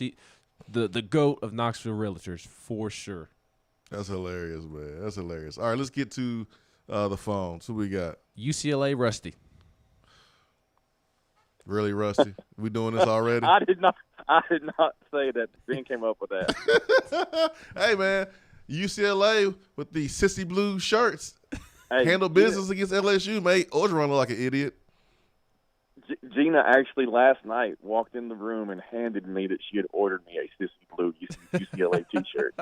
Man, I love it. Hilarious. I may need to get one. I thought that was funny because like LSU is purple, and so like I know we got a lot of Dude, purple. We're wearing a purple tie. Yeah, like so, like I got 3 girls, and my youngest 2. We got a lot of purple in our closet over here. So I just think calling a color sissy is weird anyway. So Well, I mean, purple is one color they wear, and the other is like yellow, the color of surrender. Purple is the color of royalty, but still, like calling another color sissy when you wear purple is just something else. Even though purple is not a sissy color. So. The crazy part is we actually could understand him. Golly, that's the hardest part. Well, I mean, to believe is that we actually all could decipher what Ed Orgeron said one time. Yeah, this might be his last season though. LSU. He's on the way out. Hold on. We need to bring something up in that football game. Sure. That we have not spoken about within the first 2 days of the week. Okay. LSU's quarterback tried to outdo Eric Ainge with the behind the back pass. Oh my God! Into He backhanded it. He didn't like underhand throw it like he's pitching a softball game like EA did. He backhanded it like no look, like he was Magic back in the '84 finals. He was in LA. He thought he could be like Magic. I mean, I'd never seen a quarterback do something like that. I mean, God, I don't care who the only Patrick Mahomes can try that. If you're in college, you're benched for the next series, possibly longer. Yeah, Brad Johnson in the stands lost his mind. I'm pretty sure. That was my first thought. Brad Johnson gonna treat his son like Mr. Tungavailoa treats Tua. Oh God, he gonna get a whooping when he gets home. Stand in that corner. Shut up. Turn around. Don't say nothing. What you think? Hey, try that pass. So on the offense being simplistic, can we all agree that Bill Walsh knew a little bit something about offense? A little bit. Just the inventor of the West Coast offense. Right. I mean, the man kind of had it together when it came to offense. Back in the day, he talked about the fact that they ran 4 plays. They ran 4 offensive plays during the Montana years, the 80s when Walsh really had the Niners rolling. They pretty much ran 4 offensive plays. They changed formations a little bit, but the concepts were the same. 4 pass plays, 2 run plays. All they did. Yep. That doesn't seem real complicated to me, but they did it so good that it didn't matter. Exactly. That's really what it comes down to. Exactly. Execution. Exactly. Yeah. Hey, so Ben came up with the UCLA route. He said that. I didn't say it, but I despise USC so much and always have that it makes it really easy to my West Coast team being the Bruins going forward. I know we do love Stanford. So that's more because that's where our daughter's going to go to college. She says. Rusty Chesney? No. No, you're worse than Dave Tona. I despise everybody in relationship to Tennessee. Everybody. I would never put a Gators helmet on. I would never put a Georgia T-shirt on. Nope. No, I got you. No, I got you. When our boys in orange come out to the West Coast and play at UCLA again, like we did twice with Peyton and twice with Andy Kelly and Crompton once, I'll be in orange and I'll have all you guys out. I don't think Tennessee should schedule UCLA anytime soon. Oh man, but it was so fun when we used to go to the Rose Bowl or when they would come to Knoxville. Let's schedule like San Jose State or San Diego State. No reason Fresno? to schedule UCLA. Fresno? Yeah, we'll no do reason. Fresno. Ain't no reason to be going way out there when you can play a sorry team right on the East Coast. Although Fresno did give Oregon a game. How about when our fellas end up in the Rose Bowl in one semifinal of the playoffs in a couple years? Now we talking. That's okay. Because that's about to happen. Get on that train, y'all. Are you talking about Stanford, UCLA, or Tennessee? There's only one team that is my team. I can support some other teams, but there's only one team that's my team, and they wear orange. All right, Dave Toner. We messing with you, man. I know. We I love y'all. you, man. It was good to see you. Dead You End too. Barbecue You too. Friday, man. Everybody. Yeah. It was so good to see you, everybody. For sure, man. Thank you so much for your phone call. Rusty, a true champ, drove back home to the Tri-Cities late Thursday night, got home late, and then turned around the next morning and drove an hour and a half to come have lunch with us. Really? I didn't know he did that. Yeah. God, he's weird. He did that for us? Rusty is weird. There's no doubt about that. Why would you do that, Rusty? We're not that important. Gina's been rubbing off on him too much. Yeah, Gina's good, man. She is awesome. All right. Text box time before we wrap up today's show. Big Orange J says, does JT Daniels still win the Heisman if he can't throw touchdowns? If his team's winning, no. he's gonna be in that hunt. It don't matter. Go ahead and hand the Heisman to Bryce Young. Oh, yeah. Hand the national championship trophy to Alabama. Yeah. I told Swain this after the show yesterday. I just don't even see a team getting in Alabama's way. Nah, I don't either. I hate it, too. As long as Georgia don't win, I don't care. LC Vol says at least AP didn't piss him off like he did Mark Stoops on The Nation last year, talking about Pitt's coach. Volstorm says Austin's going full get off my lawn this morning. Love it. Fake Bob Kessler says, what position group do you think, do y'all think that we have the advantage in against Pitt? I like Tennessee's defensive line going up against their offensive line. I don't think it's a clear-cut advantage, but I would give Tennessee the edge. I think Rodney Garner's going to have those guys coached up. I think Matthew Butler is playing the best football of his career. Elijah Simmons, hard not to be excited about him. Jaquan Blakely getting in there, making some plays. And then you've got Tyler Barron, Roman Harrison, hopefully Byron Young off the edge. I would especially give Tennessee the advantage in that area if Byron Young is somehow eligible. I'm going with DBs versus Pittsburgh wide receivers. I mean, I'm watching them on film. I didn't feel like threatened or was scared. That doesn't mean that Pittsburgh won't make plays on the outside, but I like the play of Theo Jackson. I like the play of Trayvon Flowers and our secondary that's experienced. So I'm going to go secondary versus their receivers. Now they have a good quarterback now, so he scares me more than anything. He does. He is. He reminds me of. You said Zach Wilson yesterday. No.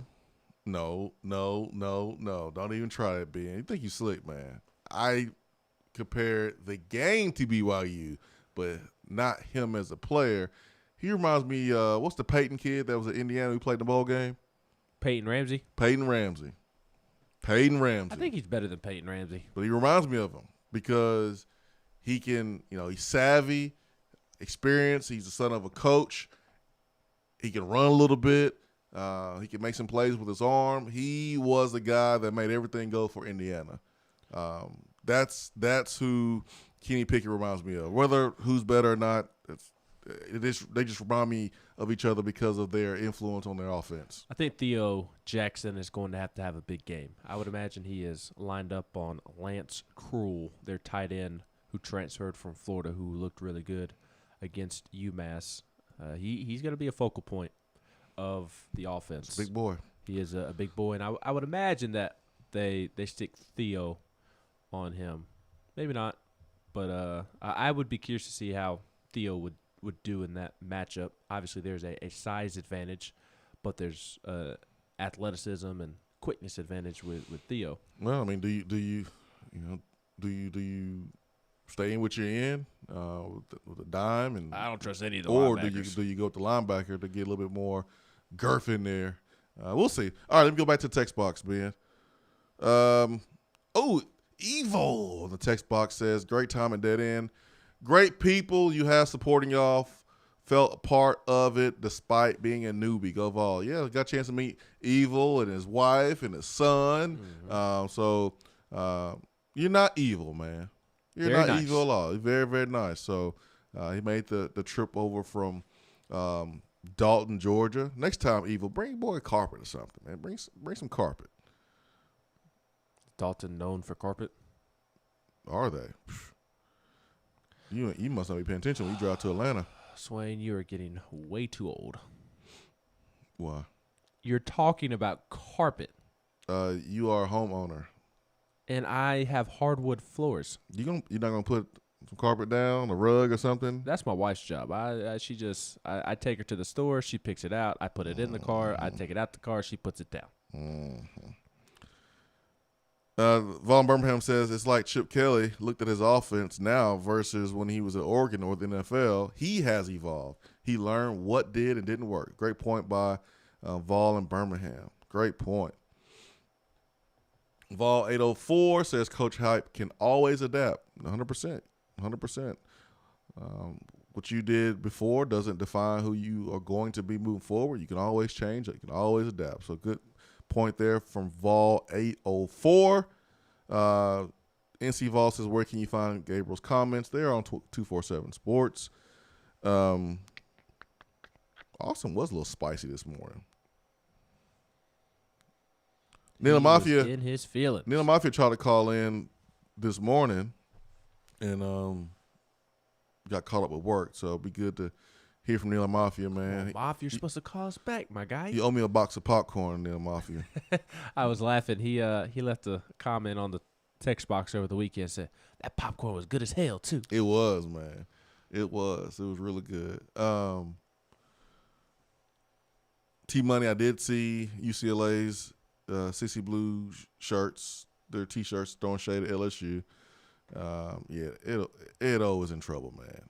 He's in trouble. If he doesn't win 9 games, it's a wrap. It is a wrap for him. Here's my question. Are Texas, Oklahoma being asked to give up the Red River rivalry? I bet they are not. I know we haven't won in forever, and I know we won't win for a while, but that game means more to me than any other game of the season. I don't want it taken away. Talking about the Alabama game? I'm assuming he's talking about the Alabama game. Didn't really specify here. I'm with him. I agree. Such a nuanced conversation because I think you would agree that game on the schedule means more to us than any other game. Not that Florida or Georgia isn't very important, but I don't know, just having to go to high school in Huntsville and going to community college there, and a lot of my friends being Alabama fans and constantly picking on me and messing with me and being a point of conversation, I would hate to see that game go away. I'm pulling the Bush Jones. F them. In which regard? F them all. Isn't that what he said? That's what we did on the sideline to the Tennessee fans. F them all. Yes. Brandon Lucky says Jason Brown from Last Chance U was big time mad about the targeting last night. Check out his Twitter. Yeah, I saw his Twitter. I agree with the call, but man, I think Coach Brown, I think it's the reason why he ain't coaching right now, man. He was lighting people up, man. Golly. He was lighting folks up on Twitter. Name calling. What's new? I know, right? Alex says 32-point FBS win. I'm good. Bring on Pitt. I know these receivers better get ready for a physical matchup on the outside. Better be ready to catch some contested balls. Big opportunity for Tennessee wide receivers and the offense. There's some plays out there to be made, but it's all about the preparation. All about the preparation. How do you prepare this week? What habits are you creating that you're going to execute and show on Saturday during the game? It's all about the preparation all the time. For Ben McKee, I'm Jason Swain. Time flies when you're having fun, man. It's already 10 a.m. We hope you have a great great rest of your Tuesday. Tonight, Tennessee Prime, Tyler Barron, Kay Mays, all about the trenches today at Gus's Fried Chicken. So hope to see you out. If you are not going to be there in attendance, a couple different ways you can view the show. Swain Event YouTube page, VolQuest YouTube page. You can follow VolQuest on Twitter, follow Swain Event on Twitter. It will be all right there. Facebook Live for Swain Event. So make sure to get locked in. We will podcast everything. If you miss any part of today's show, that podcast will be up momentarily after the show. So have a great day. Peace and love. We are out. Swain Event, fueled by Dead End Barbecue.